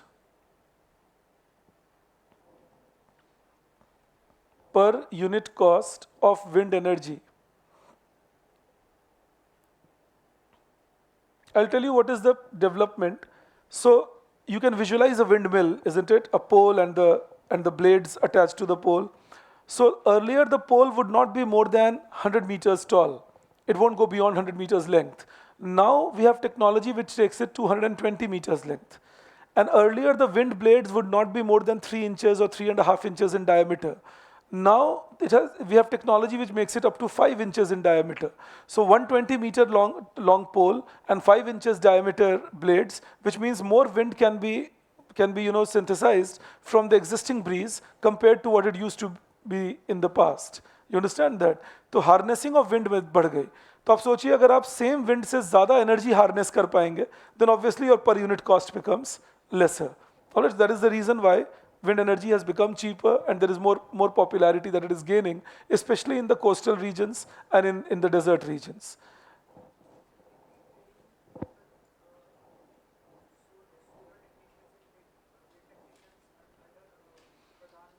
That is where solar mitras are being created. It is through the Kaushal Vikas Yojana, whether Deen Dayal Upadhyay or Pradhan Mantri's urban and rural idea. So it is happening through that. And this is what I'm suggesting, that scale up this training. ये training ही scale up कीजिए, इसको बढ़ावा दीजिए, उससे हमें ज़्यादा employment भी generate होगा and again employment for future. लोगों को एंटरप्रेन्योरशिप करने दीजिए, इसमें बिजनेस डेवलपमेंट की अपॉर्चुनिटी दीजिए. ये कोशिश अभी जैसे बहुत सारा विंड मिल के इक्विपमेंट्स हम इंपोर्ट करते हैं, so there can be effort of producing it in India and if we produce it in India, scale that up, again more jobs can be created. That is the aspect per se. एक बात आप हमेशा सोचिएगा, दिमाग में रखिएगा, that society takes 20 to 30 years to adjust to scientific changes that are happening around it, even if the system pushes it. If the system doesn't push it, then in any case it will take much longer. अब सोच के देखिए, credit card आए हुए 30 साल हो गए भारत में, लेकिन अभी भी क्रेडिट कार्ड बहुत ज़्यादा यूज नहीं है होल इंडियन कंटेक्स्ट में. वो तो थैंकफुली बीच में एक यूपीआई आ गया तो डिजिटलाइजेशन ऑफ मनी हो गई. Otherwise, credit cards were not becoming very popular. Or for that matter, computers आए हुए इतने साल हो गए, अभी भी ये हालत नहीं है that everybody or every place will be using computer. Even in your generation, I see many people who are worried about the technology. जो कि बहुत ही आश्चर्यजनक बात है. आपका जनरेशन को तो अब कंप्यूटर से बिल्कुल यूज टू रहना चाहिए या अपने टेक्नोलॉजी को यूज़ करना आना चाहिए, बट बहुत लोग आप मुझे मिलते हैं जो वरिड रहते हैं कि नहीं, मैं ये ऑनलाइन नहीं होता. रही सही कसर सरकार पूरी कर देते हैं. किस मामले में बताता हूँ, जो सरकार के पोर्टल्स हैं वो मेंटेन होते हैं by government officers only and sometimes they are not maintained well, so they keep doing elementary errors. Smoothening of portal है ही नहीं कि जो स्मूथ तरीके से आप किसी पोर्टल को यूज़ कर सके. I can give you an example, the experience of using an application of a private bank and a government bank. That will tell you the difference of how things are. तो वो जब आप application बनाते हैं या जब आप smooth करते हैं, मैं जानता हूँ ये नई चीज़ें हैं. I am not at all new versions can create problem. We are all experimenting. I mean I am not at all challenging the thing there. I am only saying that जब सब कुछ चल रहा है उसके बाद भी it takes 20-30 years for the data और for the technology to be diffused. So if we don't do things and if we don't tell people the new way in which the world is moving and what is the new direction we should take, तब तो ये शायद हम कभी समझेंगे ही नहीं that how the world has changed around us. You understand that? So that is something that we need to understand. मैं फिर बोलूँगा, I know it is at times ad nauseum, but example आसान होता है आपको देना. ये जब आप बोलते हैं 16 साल से कम उम्र के बच्चे नहीं पढ़ने चाहिए आप कोचिंग में, तो आप सोच ही नहीं पा रहे कि लोग ऑनलाइन पढ़ लेंगे. आप नहीं पता कर सकते कि कौन कहाँ बैठ के पढ़ रहा है. इट्स बियॉन्ड अस. जब हम कहते हैं ये पर्टिकुलर चीज़ बैन हो गई, मैं ये पिक्चर नहीं देखने दूंगा, I mean people will change their VPN and watch it from a foreign account. तो ये कैसी बात हम करते हैं कि मैं इंडिया में ये पिक्चर नहीं आने दूंगा. कोई बात नहीं, मैं कनाडा का वीपीएन लेके देख लूंगा, तो मत आने दो पिक्चर इंडिया में. और छोटे बच्चे ये हरकत कर लेते हैं जिनको टेक्नोलॉजी का थोड़ा ज्ञान हो गया है. एक मेरे घर में है, मैंने उसको करते देखा तो मैं समझा. जो बीबीसी का एक डॉक्यूमेंट्री बैन हुआ था इंडिया में, उसको उन्होंने वही किया, उन्होंने एक फॉरेन वीपीएन से देख लिया और मुझे भी दिखा रहे थे कि ये देखो यही वाला डॉक्यूमेंट्री बैन हुआ है. मैंने कहा ये सब हरकतें मत करो, शरीफ घर में हो. but point is that's technology for you and you can't stop people from breaching that technology. So it's rather better you tell people the right use of it. Technology is always a double-edged sword. So there will be good things, there will be bad things. But if we can train our people in using it well, then you get a better use of technology. The whole thing I'm telling you is that because if a 10th standard or 9th standard kid knows how to change the VPN and how to connect from other places, then automatically the others would know. तो ये gap create करता है, इसी को हम duality of economy, आप पढ़े हुए थे आप dualism, I hope you would recall, इस this is what we call duality, that on one hand there are people who are well versed with techniques, well versed with technology and doing pretty well for themselves. On the other, अब जैसे LIC agent का job हुआ या mutual fund agent का job हुआ, ये अगले 10 साल में चला जाएगा या 15 साल में चला जाएगा अगर लोग वेल वर्स्ड हो जाएं टेक्नोलॉजी के साथ. नहीं हुए तो ये जॉब रहेंगे. But as people become well versed, these jobs will go away because these companies are now coming up with their own apps, they're coming up with their own support systems, and you can just log on to their app, do your investment, withdraw your investment. Why would somebody look for that? So we need to see how the jobs are changing and what kind of new technology is coming in and make people well versed with that technology. Electricity में तो और ज़्यादा मैं बार-बार कहता हूँ because we are in for some very interesting days and maybe it's a question of another 10-15 years. We are going to see some massive changes in electricity, but where is the beginning point of it? The beginning point is stop subsidizing thermal energy. Don't give subsidy on it. Let people pay a price for it. Then only there will be talk among people. आप सोचिए electric vehicles कैसे popularise होंगे या hybrid vehicles कैसे popularise हो रहे हैं जब वो कॉस्ट एफिशिएंट दिखेंगे. कॉस्ट एफिशिएंट कैसे दिखते हैं जब आप पेट्रोल और डीजल को सस्ता नहीं होने देते. So when you say look this is costly, if you want something less costly you go for an EV और you go for an HV. तो आप एक हाइब्रिड व्हीकल ले लो या इलेक्ट्रिक व्हीकल ले लो, आपको सस्ता पड़ जाएगा दाम, लेकिन ये तो इतना ही कॉस्ट का रहेगा. So if you put that, लोग तो चिल्लाएंगे शुरू में कि अच्छी बात नहीं है, पेट्रोल का दाम कम करो, डीजल का दाम कम करो, लेकिन आप सोचिए धीरे धीरे आप आंख के आगे हुआ हमारे. Delhi had no electric buses till just 5 years back. And today Delhi has a fleet of more than 370 electric buses and they are saying that they will make it 1,000 buses by 2030. 1,000 buses will mean almost good enough to meet Delhi's requirement that it exists today. Delhi runs around 1,300 buses today. तो हम लोग बात कर रहे हैं कि 80% of buses in Delhi which would be running in 2030 will be EVs. So this is the pace at which it is changing. That's what I'm only saying. Portugal, Spain, these are countries where consumers are 100% renewable energy dependent. Consumers. The manufacturing units are not, but the consumers are 100% renewable energy dependent. They're using solar energy, they're using wind energy, they're producing, propagating it, and they're making it. आप में से जो लोग football देखते हैं, आप बर्नबाउ जरूर जानते होंगे. तो ये एक बहुत बड़ा स्टेडियम है, तो बर्नबाउ जो पूरा इलेक्ट्रीफाई होता है, Bernabeu is thrice the size of से फिरोज शाह कोटला जो हम लोग यहाँ देखते हैं, उसका ट्रिपल साइज का है बर्नबाउ. और बर्नबाउ का जो पूरा फ्लड लाइटिंग एंड ऑल होती है वो सोलर एनर्जी और विंड एनर्जी की हाइब्रिड से होती है. They don't use any thermal energy in lighting Bernabeu. तो ये स्पेन में है ये स्टेडियम. तो जब आप देखते हैं, जब ये चीज़ें देखते हैं तो आप देखते हैं this is already happening around us. Some countries are doing it. It's a question of how we are also scaling it up. And are able to do it. So this is the future, I repeat again. So whenever you write on solar energy, wind energy, anything on renewables, talk about it in futuristic sense, that end of the day, this is the solution to our challenges in future, and that's how we should be adapting to it. Yes.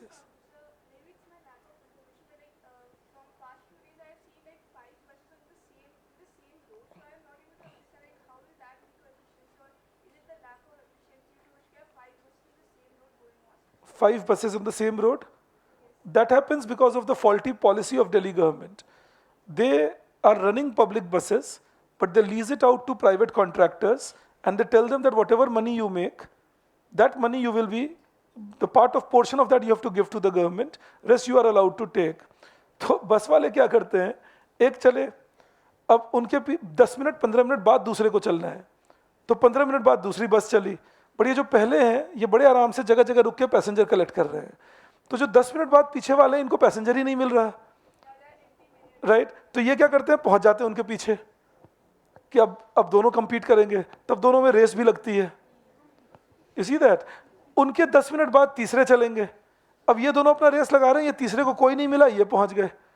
So the challenge is that you can have multiple buses on a busy route, but ideally they should be spaced up better and the timing should be according to busy time, peak time and off-peak time.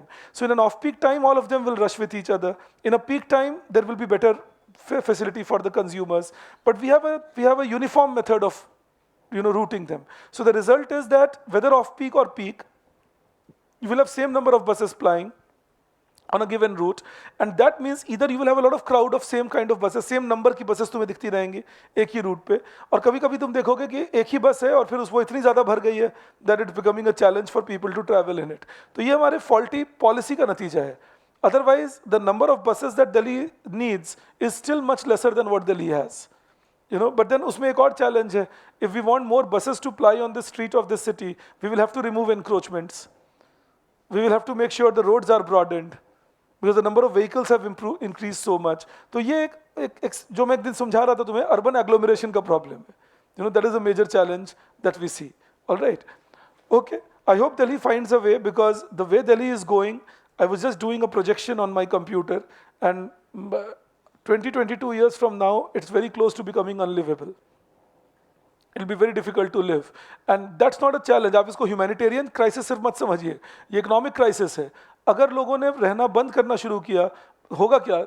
से business उठ के जाएंगे कहीं और, चीज़ें कहीं और उठ के जाएंगी, तो property prices crash करेंगी, market crash करेंगे, जो sale and purchase system है वो crash करेगा, जो shopkeeping है वो crash करेगी. So it's not that such an easy thing. I mean, would you believe that Kolkata would be the number 1 or number 2 rather city in India before Mumbai, behind Mumbai, till as late as 1973? Delhi was not number 2. Delhi was number 3. Among all metropolitans, because most of the companies were in Kolkata, most of the institutions were in Kolkata, so and the educational institutions were doing great, a presidency or a Xavier's and so on, and then communism happened to them. And then they started discouraging the companies, they started discouraging the production units. तो क्या हुआ? ITC shift कर गए बाहर, या Hindustan Unilever shift कर गए बाहर. तो जैसे ये लोग शिफ्ट किए बाहर, ये अकेले थोड़े ही शिफ्ट किए. आप आज भी मेट्रोपॉलिटन्स को सर्च करिए, Kolkata has one of the cheapest property rates.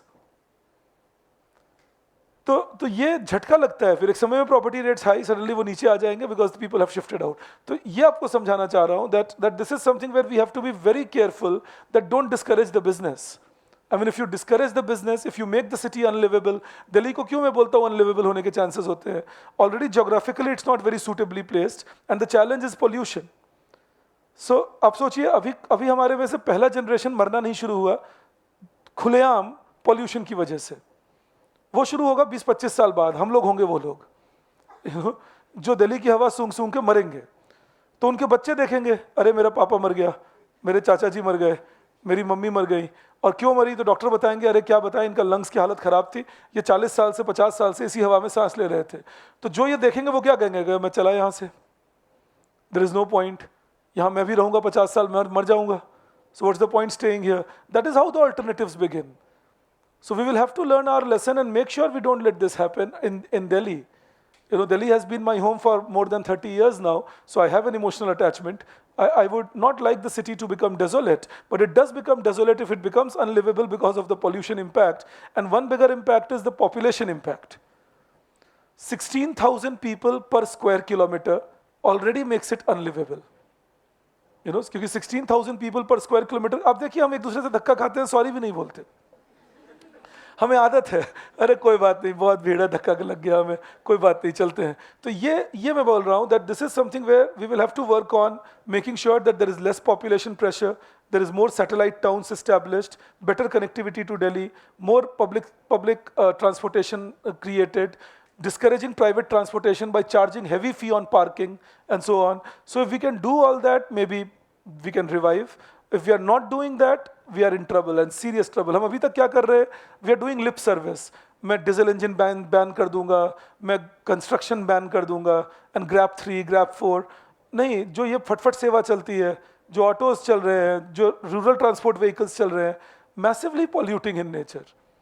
So we will have to improve the capacity of urban transportation, and that also by cleaner vehicles, urban construction through cleaner technology, and so on. So if we do that, then maybe we can make Delhi again the livable city it has always been. But right now we are in some serious issue that we are facing. अब सोचिए, हम poor air quality को good मानते हैं. Air quality poor है तो हम बोलते हैं चलो अभी तो बढ़िया सब ठीक लग रहा है, और वो AQI पुअर दिखा रहा होता है. This is not something that the city can live with. That is why I said unlivable. Since I gave a strong statement, I just thought I will tell you what made me say that. Yes, yes.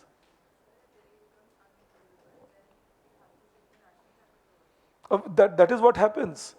That once things start becoming more and more difficult to live in, then the administrative impact, the socio-economic impact, they will all be felt.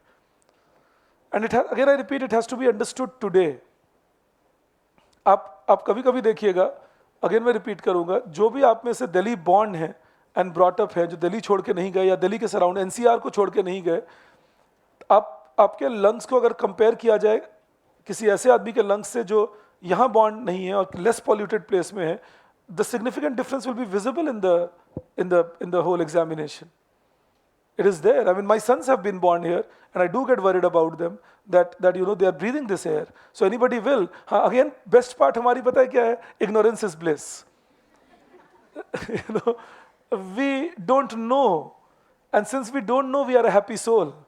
तो हमें thankfully पता ही नहीं है कि हम जो breathe कर रहे हैं वो नहीं ठीक है, या जो हम वाटर ड्रिंक कर रहे हैं वो नहीं ठीक है. तो लगता है चलो ठीक है. और ये सारे इम्पैक्ट आपको आज थोड़ी करेंगे. ये सारी चीज़ें आपको इम्पैक्ट करती हैं when you are fallible, when you are 50 plus, 55 plus, 60 plus. They don't affect you now. I mean, you guys are young. You can eat a horse today. So, it won't make any difference to your body. तुम जो मर्जी कर लो, तुम्हारी body को अभी कुछ नहीं होने वाला. चैलेंजेस आप फेस करते हैं जब आप 50 प्लस, 55 प्लस, 40 प्लस उस एज को हिट करते हैं. When you suddenly see that the body has started, आप कभी कभी अपने पेरेंट्स, क्योंकि आप हमारे पेरेंट्स को हम बचपन से देखे होते हैं, तो आप कभी कभी आप देखेंगे कि आपके पेरेंट्स वो कंप्लेन कर रहे हैं जो उन्होंने आज तक नहीं किया था. Sometimes a knee pain, sometimes a joint pain, sometimes a neck that is frozen. That's old age. यही एजिंग है. तो आपके जितने भी फ्रेल्टीज हैं वो उस वक्त निकल के आते हैं. जैसे अभी आप में से अगर कोई स्मोक करते हैं तो तुम हीरो हो. तुम एक दिन में 10 सिगरेट पी जाओ और दुनिया को बोलो अरे कुछ नहीं होता सिगरेट पीने से. तुम 55 साल में भुगतोगे, अभी नहीं. तो अभी है बहुत टाइम. लेकिन हाँ ये है कि अगर तुम 80 साल जीने के मूड में नहीं हो, 75 साल, तो ठीक है, आप कहीं सर 55 साल में मर जाऊंगा, मुझे परवाह नहीं है. ये तुम आज बोल सकते हो. लेकिन सोचो जब तुम 55 के हो और आपके कोई बच्चे हैं जो 16, 17, 18, 20 के हैं और उनकी सेटलमेंट आप पे डिपेंडेंट है और आपको लंग कैंसर हो रखा है, तब भी क्या आप यही बोलेंगे मुझे परवाह नहीं? So the problem with humans is, I always say that if only we could have aged, reverse.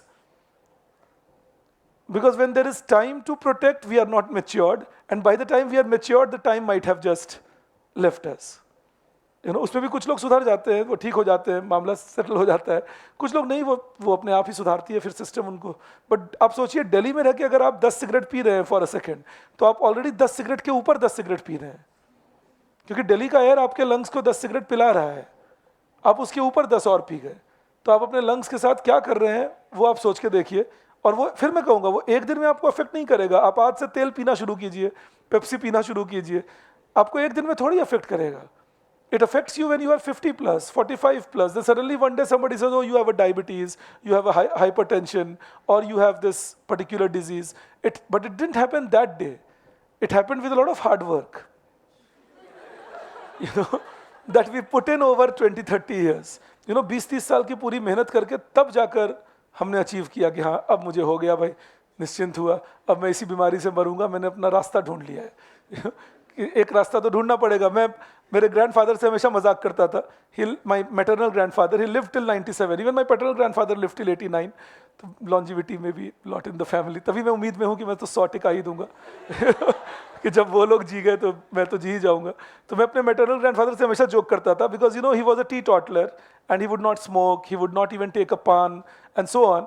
तो उनको बोलता था देखो, and he would exercise very regularly and everything. So I tell him look, तुमने रास्ता ही नहीं दिया है कि तुम्हें होगा क्या जिससे तुम जाओगे. So even when he was 90, 92 and he was very fit, even at till the age of 88, 90 he could drive on his own. तो वो अपने आप ड्राइव कर लेते थे, मूव करते थे अच्छे से. So he would be very fit there. तो वो हमेशा हंसते रहते थे. वो बोलते थे हाँ, in fact he retired as commissioner excise. तो बोलते थे देखो मैं एक्साइज डिपार्टमेंट में था, फिर भी मैं शराब नहीं पीता था. तो मुझे फ्री में मिलती रहती थी कितनी चीज़ें, but I would not do that. So we would have those nice laughs.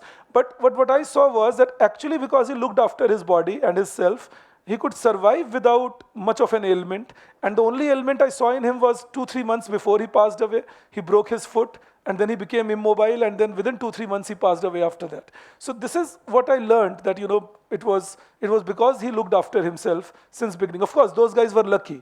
जो हमारे 2 जनरेशन पीछे के लोग थे उनको हवा साफ मिल गई, पानी साफ मिल गया, क्योंकि इंडिया इंडस्ट्रियलाइज नहीं थी उस वक्त, तो वो खाते पीते ठीक बड़े हो गए या लकी हो गए। हमारे और आपकी जनरेशन वो लक नहीं लेकर आई है। We are drinking foul water, we are eating, we are breathing bad air. उसमें मैं कह रहा हूँ कि अगर आप और मेहनत करेंगे कि नहीं मैं देखता हूँ क्या होगा, तो then lightning will strike you, it doesn't leave you. So that is the idea. तो ये मैं आपको बस समझाने की कोशिश कर रहा था that this is something where we have to work on the futuristic path 20 साल आगे, 30 साल आगे, rather than thinking that okay this is what happens today and today is bliss, इसी में रह लेते हैं, फिर परसों का परसों देखेंगे, कल का कल देखेंगे। वैसे दिक्कत होती है। तो पॉलिसी मेकिंग भी वही चीज़ है, that policy comes and harms you. अब सोचिए 2011 में हम नेशनल मैन्युफैक्चरिंग पॉलिसी लेकर आए, अगर हमने उसको एग्जीक्यूट कर लिया होता तो जो एम्प्लॉयमेंट क्राइसिस आज देख रहे हैं ये देख ही नहीं रहे होते, क्योंकि उस वक्त हमने कहा था 2022 तक ये कर लेंगे, वो कर लेंगे, वो किया नहीं। तो जब वो नहीं हो पाता then the challenge comes in. Okay, now yes yes,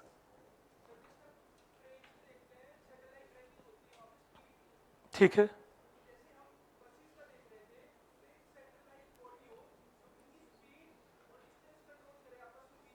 हाँ, सुधार सकती हैं, उसके लिए वही करना पड़ेगा। लेकिन फिर मैं कहूंगा कि पहले उनकी टाइमिंग ठीक कर दें, कि अगर तुम देखो फ्री टाइम में 4 बस चलाओगे तो सब चलेंगी ही एक साथ, क्योंकि सब कैचअप कर लेंगे एक दूसरे को। तो अगर हम टाइमिंग को स्टैगर्ड कर दें थोड़ा ज़्यादा और उसके साथ जीपीएस अटैच कर दें और उससे उनको ट्रैक कर लें, तो ये पॉसिबल है करना।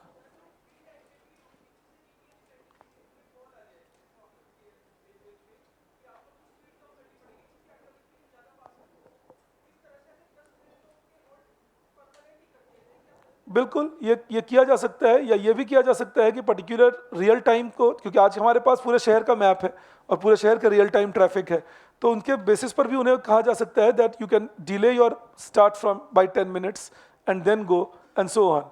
बट अगेन उसके लिए होगा कि तुम्हें साइंटिफिक अप्रोच रखना पड़ेगा, जो बहुत जगह मेट्रोपॉलिटन। अब देखो दिल्ली की प्रॉब्लम क्या है, multiplicity of governance, central government, state government, municipal corporation, DDA बीच में घुस जाती है घर बनाने के लिए, ठीक है, तो या चीज़ें तोड़ने के लिए। तो ये हमारे एक्चुअल चैलेंज है कि अगर हम मल्टीप्लिसिटी ऑफ सिस्टम को चेंज करके यूनिफॉर्मिटी लाएं, एटलीस्ट वर्टिकल यूनिफॉर्मिटी ही ले आए कि अच्छा ये सबसे ऊपर, फिर इनके नीचे हायरार्की में, फिर इनके नीचे, then maybe we can plan better. जहां वो मिसिंग हो जाता है वहीं पे प्लानिंग गड़बड़ होने लगती है। आइडियली तो म्यूनसिपल कॉर्पोरेशन को बिगेस्ट इसमें अधिकार होना चाहिए and they should do things and then maybe things can be taken up. तो ये मिसिंग लिंक है एक्चुअल, लेकिन ये बात की जा सकती है, टेक्नोलॉजिकली ये कोई इनफीजिबल नहीं है।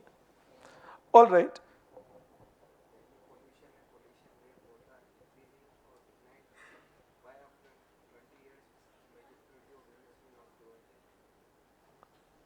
if it declines it will grow, but is it declining?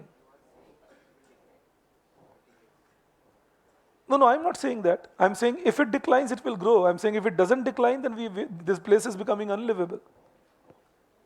All right, that is what I'm saying. Decline कर जाए, अगर हम मेथड यूज करें तो डिक्लाइन कर सकता है, but that will need some sacrifice from everybody. तो वो कर जाए तो कोई दिक्कत नहीं है, बट अगर नहीं होगा तो कैसे लोग कहाँ से रहेंगे इस शहर में? आप में से जो भी लोग ब्रीदिंग में सेंसिटिव हैं, मैं भी हूँ उनमें से एक, हमारे लिए बहुत हॉरेबल होता है कुछ कुछ डेज ऑफ द मंथ जिस दिन ब्रीथ करना एक इशू बन जाता है। that you are breathing half shallow, and you are living with that shallow breath। कैसे ठीक है, अब क्या करें, इसी से काम चलाते हैं। So that is the challenge that, और सोचो ये आज हालत है, तो what does it do 30 years later? Nasal drops and all those things have become so common। ये चीज़ है। मैं एक दिन ऐसे ही मैं क्लास में पढ़ाता रहता हूँ आपको मतलब किसी को भी, जीएस में भी, तो कभी कभी मन नहीं लग रहा होता, ये चीज़ें याद रहती हैं पूरी तरह से, तो मैं काउंट कर रहा होता हूँ कुछ चीज़ें, कितने लोग हैं, कितने लोगों ने चश्मा लगाया है, ऐसे ही वो मेरा अपना टाइम पास हो रहा होता है, आपको पढ़ा भी रहा होता हूँ। तो आप देखेंगे कुछ चीज़ें हमें दिखती हैं अब, जैसे people with spectacles, I mean it's almost 65-70% of people sitting in any classroom today who are with spectacles, और उसमें भी अज्यूम कर रहा हूँ कि 10% लोग वो हो गए जो चश्मा लगाते हो, क्लास में बिना लगाए बैठे हो। उसके बाद भी उनको छोड़ भी दूं अगर मैं, कि चलो उनको मैं नहीं मानता कि वो चश्मा लगाते हैं, तो भी around 65-70% of the class is be spectacled. That shows a very silent, I mean अगर मैं 25-30 साल पहले की अपनी क्लास याद करूं, जब मैं कॉलेज में बैठता था, I would be one of the rare people with spectacles. कि उनको पहचान लेते थे, अच्छा वो चश्मे वाला लड़का। अब यहां पर बोले चश्मे वाला कौन भाई, सभी ने लगा रखा है। तो ये चेंजेस बहुत स्लोली आते हैं, 30 साल में आए, 25 साल में आए, but now it's evident all across that you are the youth, younger generation, but almost everybody myopic. You know that is the impact that machines have created on us. वो रेडिएशन से दिखा हमें, चश्मा लग गया सबको। यू नो, तो ये बात समझा रहा हूँ। All right, rate is increasing. You look at Delhi 20 years ago and look at Delhi today. You can't compare Delhi from 2021 to 24 only, no? I've already always told you, don't take short-term data. Compare what was Delhi like in 2010, 2012, 2014, and then what is Delhi like 22, 24. जो दोस्त तुम्हारे दिल्ली में बड़े हुए हैं उनसे पूछना दिल्ली कैसी होगी। अगर तुम बड़े हुए हो तो याद करो अपना बचपन, कैसी दिल्ली थी और अब क्या दिल्ली है। तो तुम्हें अपने आप समझ में आएगा कि दिल्ली की कैसी हालत हो गई। फरवरी के महीने में क्लाउडी स्काई थोड़ी देखने को मिलता था, वो भी स्मॉग की वजह से। So this is what Delhi has become today. Yes, yes.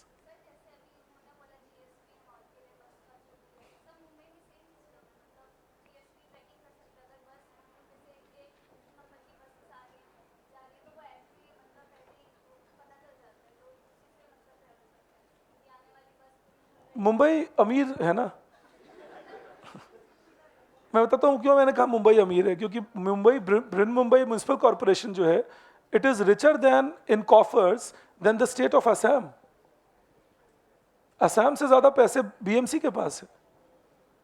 तो जब पैसे होंगे तो तुम सहूलियत दे पाते हो। That is a factor. लोगों की ट्रेनिंग भी अलग है मुंबई की। So मैंने एक बहुत पहले जोक देखा था that a fellow was saying that I was traveling in Mumbai and somebody's leg hit mine and I was from Delhi, so I was ready to fight, but the fellow said sorry and I said ये गलत बात है भाई, इसका तो जवाब नहीं मेरे पास। ये तो तुम फाउल कर रहे हो।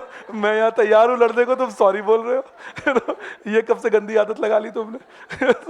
so then when you go south of Vindhyas, the life is very different. I always tell my brother that you have been very lucky staying in Mumbai, because he stays in Mumbai, because the life is very different compared to what you would see in Delhi. Okay, let's go further. Yes. It is used in Delhi, but it is not used for controlling the buses. It is only used for tracking the buses.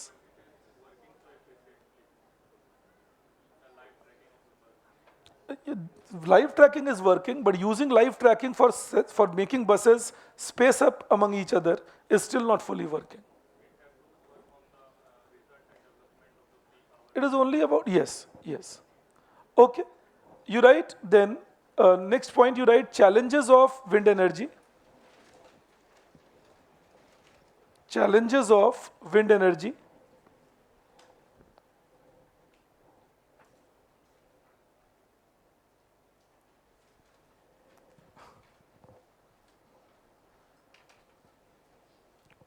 Okay. आपके एक दोस्त, नहीं मैं हंस रहा था कि आपके एक दोस्त पूछ रहे हैं how to quit smoking.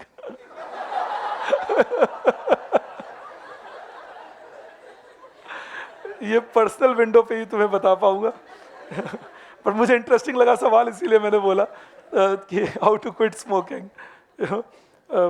But मैं फिर भी सभी को सजेस्ट करता हूँ, अगर तुम्हें सच में एडिक्शन है किसी भी चीज़ की, स्मोकिंग की हो या टीवी देखने की हो या मोबाइल देखने की हो, क्योंकि हर चीज़ की एडिक्शन होती है। कुछ लोगों को मोबाइल देखने की, उनको देखोगे कोई काम नहीं है, लगे हुए हैं।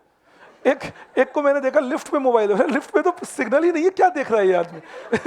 वो लिफ्ट में भी लगे हुए हैं अपने मोबाइल में, कोई सिग्नल नहीं। 21st फ्लोर से हम साथ में नीचे आ रहे हैं, मेरे अच्छे दोस्त बन गए, मेरे पड़ोसी भी, उनको टैप करके बोल दिया कोई सिग्नल नहीं है यार, बेफालतू बंद कर, you are addicted to this now, कि कुछ देखते रहेंगे, सही देखे जा रहे हैं सामने। सो people have that screen addiction, it's called, I don't know whether you have heard of it, like drug addiction they call it plug addiction. So it is a plug addiction, कि आप मोबाइल देखेंगे, आप television देखेंगे, कभी गाना सुनने में कुछ ना कुछ करते रहेंगे, got to be like that. So plug addiction is a challenge. तो उसका सबसे बढ़िया तरीका पहला होता है identify and accept the addiction. Addict के साथ सबसे बड़ा चैलेंज है कि वो एक्सेप्ट ही नहीं करते कि वो एडिक्ट हैं। वो बोलते हैं अरे नहीं मेरे तो जिस दिन उस दिन छोड़ दूंगा। और ऐसा बोलते बोलते पूरी जिंदगी बीत जाती है। But that is the first challenge that you will have as an addict. So identify that okay I am addicted to something and then make conscious efforts to remove it. Remember there is nothing harmful in that. हम सब किसी ना किसी चीज़ से, हमारे जो इडियोसिंक्रेसीज हैं वो वर्क करती हैं। All of us are idiosyncratic. All of us, take my words on that. बस यही देखना पड़ता है कि उस इडियोसिंक्रेसी को बढ़ने ना दें एक लिमिट से ज़्यादा। ये ज़रूर मैं हमेशा सबको एडवाइस करता हूँ। But all of us are, I am very fussy about my newspaper cuttings and my newspaper files that I make in my computer. तो मैं बहुत फंसी रहता हूँ, रोज़ उसको चेक करता हूँ, तो ठीक है मेरे फाइल्स अपनी जगह पर हैं, ठीक है, वो मेरी इडियोसिंक्रेसी है। My wife, I see she is very fussy about electricity bill. I mean that कोई भी बिजली चल रही है, कुछ हो रहा है, तो वो बोलेंगे बंद कर दो, ये क्यों चला छोड़ दिया, किसने ये चला के छोड़ दिया है। तो बहुत, और वो बिल को लेके नहीं, वो बिजली को ही लेके बहुत फंसी रहते हैं।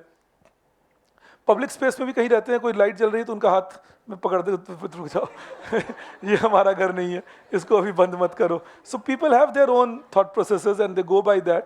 There is no harm in having them, the harm happens when you don't identify them. That is the only thing. So identify कर लो, डी एडिक्शन आसान है, आइडेंटिफाई करके देख लो किस लेवल पे एडिक्शन है। अगर लेसर लेवल पे है तब तो तुम खुद ही छोड़ सकते हो, अगर बढ़ गया है तो डी एडिक्शन के लिए मिल लो किसी से और डी एडिक्ट कर लो। लेकिन एडिक्शन अच्छी चीज़ नहीं होती किसी भी चीज़ की। कोई भी चीज़ जब आप कहते हो ना मैं इसके बिना नहीं रह सकता, ये कोई बहुत अच्छा स्टेटमेंट नहीं है। It's not a great statement, take my words. कोई भी चीज़ है जिसके बिना तो आपको रहना पड़ सकता है कभी भी, then what do you do? So that is that human mind has umpteen capacity, I can tell you that. Mental capacity tremendous है हमारे दिमाग की, हमसे कुछ भी करवा लेता है, आप समझ के रखिए। यही आप देखिएगा एग्जाम के दिन बिना अलार्म के आपकी नींद खुलेगी, तो ये दिमाग का कमाल है। और अगर एग्जाम नहीं है तो अलार्म बज भी रहा है, क्यों बज रहा है तू या किसी और का बज रहा होगा शायद। So it's like that, and again it applies on all of us. When I have my morning classes, which most of the days I have, so I sleep and then I'll wake up at 5:15, मैं generally 5:30 उठता हूँ, तो 5 बजे आँख खुल जाती है, फिर 5:10 पे घड़ी, 5:20 पे घड़ी, फिर फाइनली 5:30 उठ जाता हूँ। तो ये नॉर्मल है, ये आप सबके साथ होता होगा। बट अगेन मैं कहूँगा एडिक्शन इज़ नॉट गुड, और स्मोकिंग तो बिल्कुल नहीं। आप अगर करते हैं तो ये मैं आपका एक अंकल की तरह एडवाइस दे रहा हूँ कि कोशिश ज़रूर करिए कि उसको छोड़ें। It's not a good thing to do. It harms you big time. I've seen some people losing their lives at a very young age because of that. Okay, let's see this, but it's okay. It's your life and you can take a call. Yes, yes, Divya. Vaibhav is here. I'll just meet him, ask him to come. Okay, actually Vaibhav आने वाले थे मुझसे मिलने, मैंने सोचा था आप लोगों से भी मिलवा दूंगा. I don't know how much time we will have to do that. So I'll just call him in, you can talk to him also. We can continue with the story tomorrow. I'm left with 2 hours of talk for tomorrow, maybe 2.5. So I'll do it 2.5. मैं वैभव को बुला लेता हूँ, मैं वैभव के बारे में आपको बता देता हूँ. इस साल इकोनॉमिक सर्विसेज क्वालिफाई किए, 10th रैंक है उनका, और यूपीएससी का इंटरव्यू भी दिए हैं इस बार. So I think he can be of some good use. He has been my student a year and a half back. तो वो इस बार वही क्लासरूम में आप ही की तरह होते थे. तो मैं उनको बुला देता हूँ. You can meet him and maybe after the class also you can talk to him. I don't know how far we'll have the room available.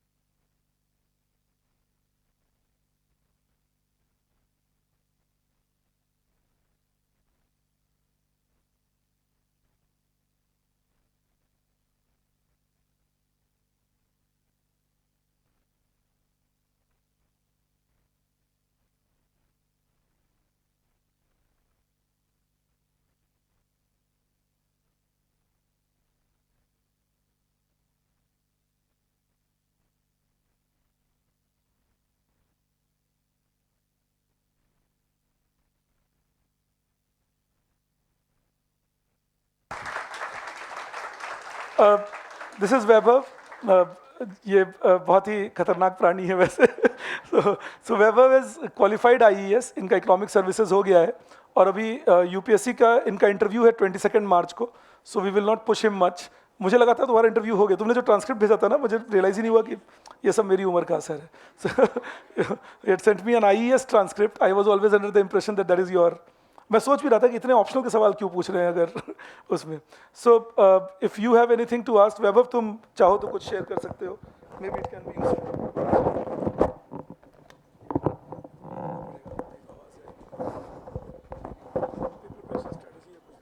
ठीक है।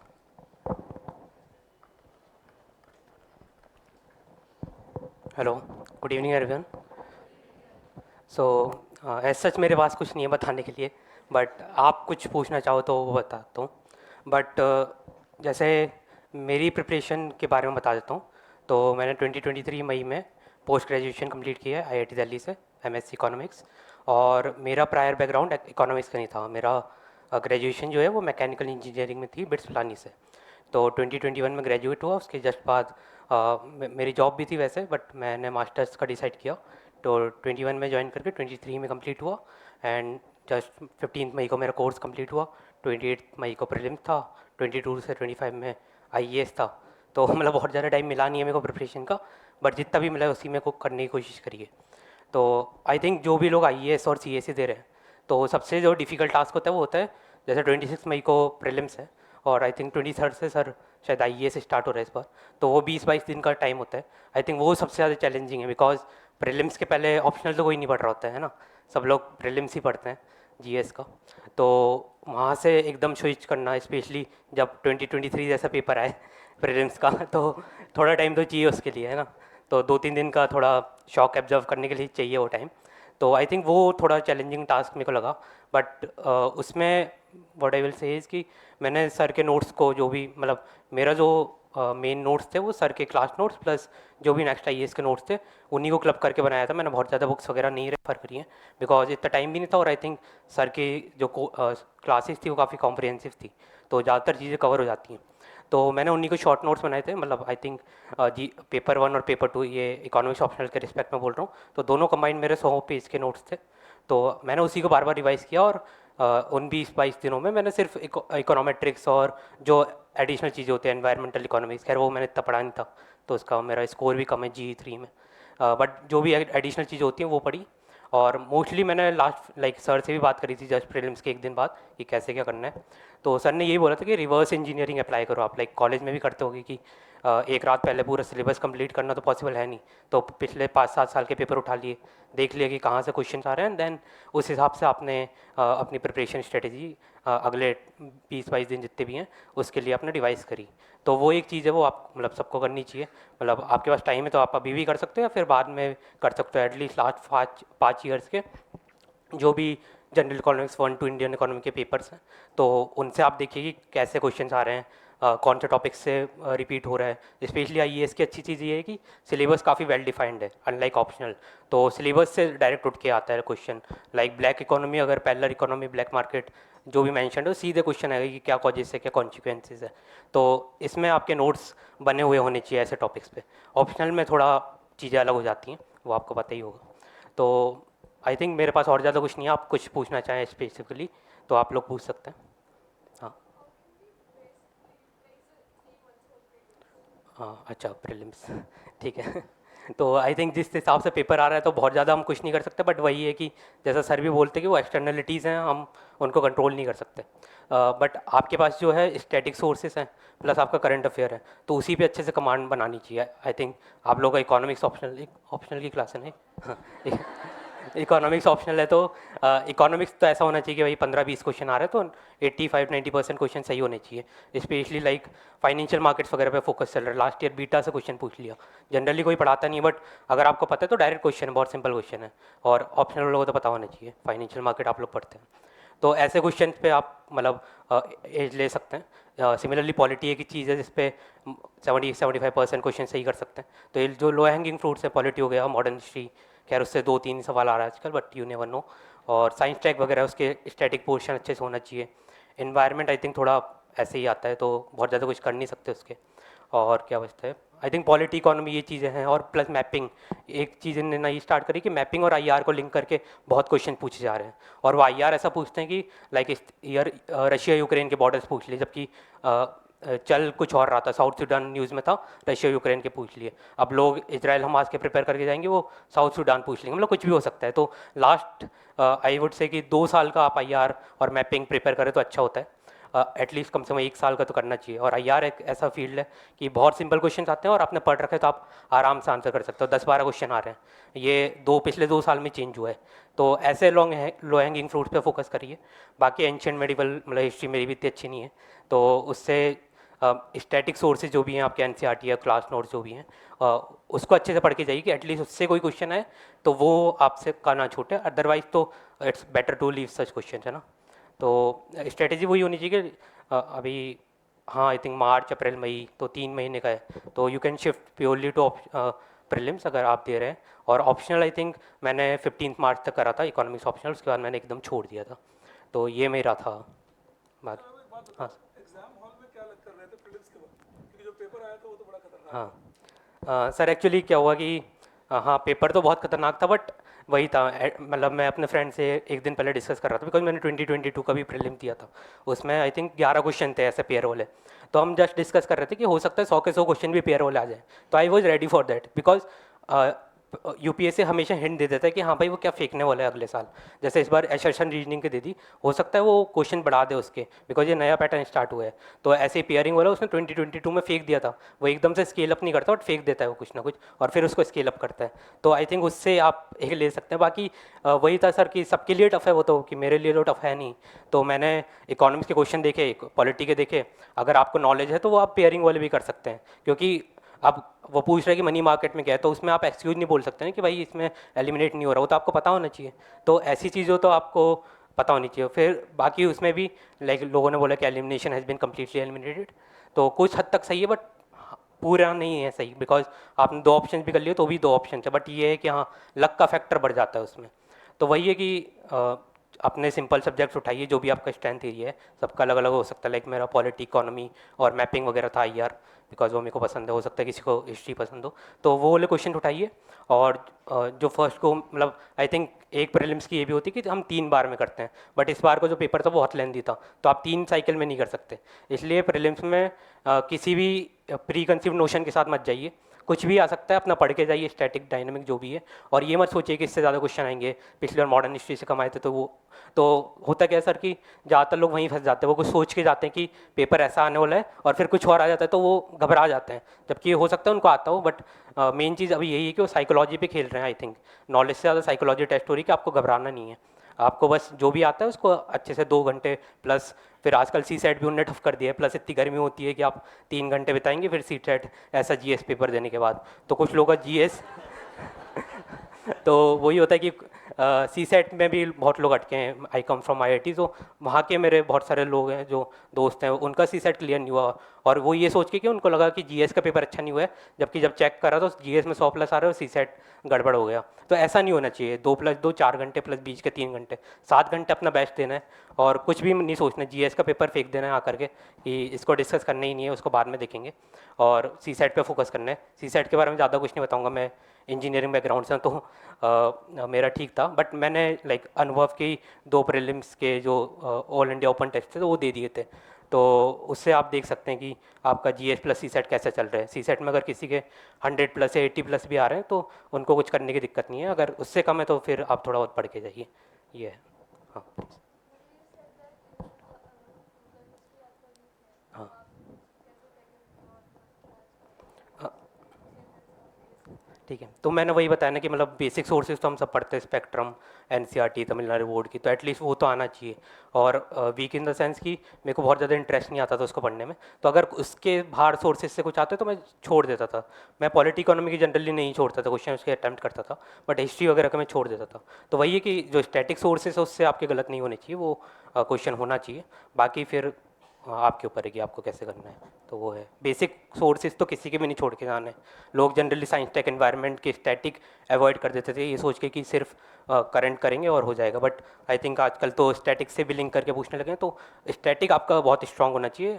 Current is nothing but it is drive from static, है ना। अब inflation है तो वो static में तो पढ़ते ही है ना, करंट में चल रहा है इसका ही मतलब थोड़ी वो स्टैटिक में तो आपको पढ़ के जाना ही है। सिमिलरली पॉलिटी में कुछ भी चल रहा है, गवर्नर का इशू, स्पीकर का, तो स्टैटिक में इतना स्ट्रांग होना चाहिए कि करंट में कुछ भी आए तो आपको लगे कि हाँ ये तो पढ़ रखा है मैंने, कुछ नया नहीं। तो स्टैटिक बहुत स्ट्रांग होना चाहिए मेरे हिसाब से, तो ये चीज़ है। और कुछ और कोई क्वेश्चन? इंग्लिश और यस। जीएस के लिए क्या कर रहे थे? आईईएस इस वक्त तो खैर मैं इनकी क्लासेस भी करवा रहा हाँ। हूँ, इंग्लिश और जीएस की तुम लोग की तो नहीं करवाई थी, यस। तो क्या कर रहे थे इंग्लिश जीएस में पास्ट ईयर्स? हाँ सर, जीएस में तो लाइक प्रीलिम्स में पढ़ा ही था, तो उसमें कुछ करने की ज़रूरत नहीं थी। हाँ, अगर कोई सिर्फ आईईएस के लिए प्रिपेयर कर रहा है तो उन्हें ज़रूर प्रिपेयर करना चाहिए पॉलिटी, इकोनॉमी, ज्योग्राफी और हिस्ट्री के बेसिक सोर्सेज। और इंग्लिश के लिए भी सर कुछ ज़्यादा कुछ नहीं किया था, बट ये था कि इंग्लिश में लाइक इस बार कम भी मार्क्स आए हैं इंग्लिश में, और ओवरऑल भी कम ही मिले हैं इस बार थोड़े, इंग्लिश में भी सरप्राइजिंगली कम मार्क्स हैं। तो इंग्लिश के लिए ये था कि मोस्टली उसमें ऐसे आते हैं 30 नंबर का, तो मैंने ऐसे राइटिंग प्रैक्टिस करी हुई थी बिकॉज मेरा सेकंड अटेम्प्ट था, लास्ट ईयर प्रीलिम्स नहीं हुआ था। तो आई थिंक वो ब्लेसिंग इन डिस्गाइज था कि मैंने उस टाइम पे, लाइक सर भी बोलते हैं कि प्रीलिम्स के बाद हमेशा मेंस की तैयारी में लग जाओ, रिस्पेक्टिव ऑफ क्या रिजल्ट आता है ना। तो वही मैं चीज़ बोलना चाहूँगा कि हो सकता है प्रीलिम्स आपका भगवान ना करे नहीं निकले, तो उससे फ़र्क नहीं पड़ना चाहिए, आप मेंस की तैयारी में लग जाइए, मेंस की आंसर राइटिंग करिए, ऐसे लिखिए। जनरली लोग ऐसे सिर्फ प्रीलिम्स और मेंस के बीच में लिखते हैं, तो वो ऐसे राइटिंग मेरे को काफ़ी हेल्प कर गई। तो और बाकी तो फिर नॉर्मल इंग्लिश आता है, ऐसा कुछ खास नहीं आता।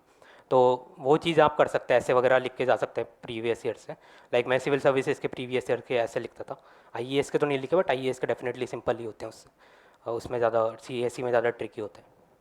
यस और मेंस में ऑप्शनल के लिए क्या तैयारी कर रहे थे? सर, मेंस ऑप्शनल की तो वही था कि शुरू के 20 दिन में एक बार तो सिलेबस हो ही गया था, एक बार क्या मतलब 2-3 बार ही हो गया था। तो अच्छी बात ये थी कि आईएएस जो भी दे रहे हैं तो उनका प्रीलिम्स से के एग्ज़ाम से रिजल्ट जैसे 12 जून को रिजल्ट आया, तो वो वाला टाइम वेस्ट नहीं होता, बिकॉज हमें पता है कि हमारा आईएएस तो देना ही है। अदरवाइज लोग क्या करते हो 10-12 दिन वेस्ट कर देते हो, बिकॉज उन्हें नहीं पता होता कि प्रीलिम्स हो रहा है नहीं हो रहा है, तो उसकी एंग्जाइटी में। बट हमारे लिए होता है कि हमें तो पढ़ना ही है एनीवेज, हो ना हो आईएएस देना है।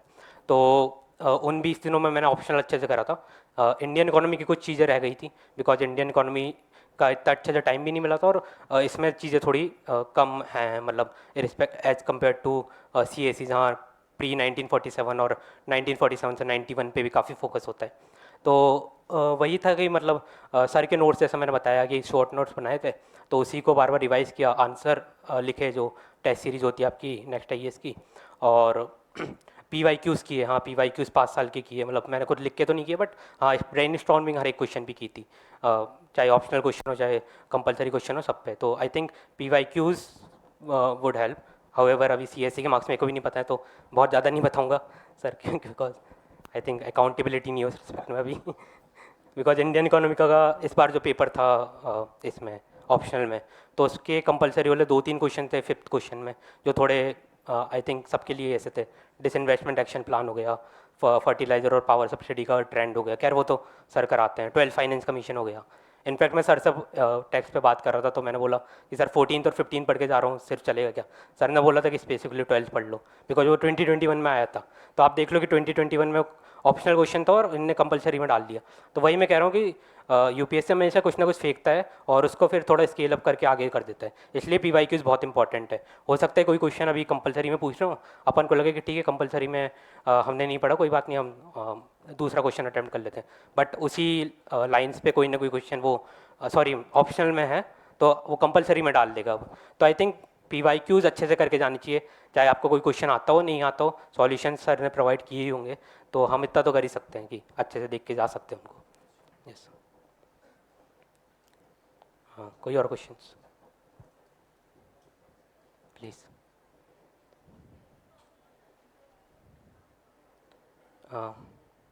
Sorry, it's not Audible. अच्छा, इंटरव्यू फॉर आईईएस राइट? तो I think majority of interview तो मेरा मतलब वही है कि इंटरव्यू को आप खुद ड्राइव करते हो। तो लाइक मेरे से ग्लोबल फाइनेंशियल क्राइसिस के क्वेश्चन पूछे गए थे, then I mention Glass Steagall Act in that, तो उसको उन्होंने पूछा कि क्या होता है। इकोनोमेट्रिक्स के कुछ बेसिक क्वेश्चन थे, फिर इन्फ्लेशन वगैरह के बेसिक डिस्कशन था। मतलब मोस्टली वो क्वेश्चन डिस्कशन ओरिएंटेड होते हैं रादर देन फैक्चुअल। तो पहले वो फैक्चुअल पूछते हैं, फिर उससे डिस्कशन करते हैं। 5 ईयर प्लान पे कुछ क्वेश्चन पूछे थे कि how has things change after planning commission being replaced by NITI Aayog, तो वो सब चीज़ें मोस्टली डिस्कशन फॉर्मेट में था, बेसिक इश्यूज़ के अराउंड था, बहुत ज़्यादा ग्रिलिंग नहीं हुई थी, और डेफ से एज सच कुछ क्वेश्चन नहीं पूछे थे। मैं पॉडकास्ट सुनता हूँ तो उससे एक क्वेश्चन था बाकी डेफ्स को इतना टच नहीं करा था, मोस्टली करंट इश्यूज और बाकी जो इकोनोमेट्रिक्स वगैरह अच्छे से करके जाना चाहिए, बिकॉज काफ़ी लोग छोड़ देते हैं। बट इंटरव्यू में इस बार सर काफ़ी पूछा इकोनोमेट्रिक्स। इनफैक्ट सर ने मेरे को मल्टीकुलरिटी वाला क्वेश्चन पूछा था जस्ट जो मेरा रियल इंटरव्यू था उसके 4-5 दिन पहले, और सेम क्वेश्चन पूछा गया मेरे से, तो हो जाते हैं कभी। तो ऐसा है। हाँ हाँ सर, वो मैं अच्छे से आंसर नहीं कर पाया था उस टाइम पे, सर ने बोला भी था कि थोड़ा इकोनोमेट्रिक्स ब्रश अप कर लेना, तो आई थिंक वो दैट हेल्प्ड। यस। हाँ, और कुछ?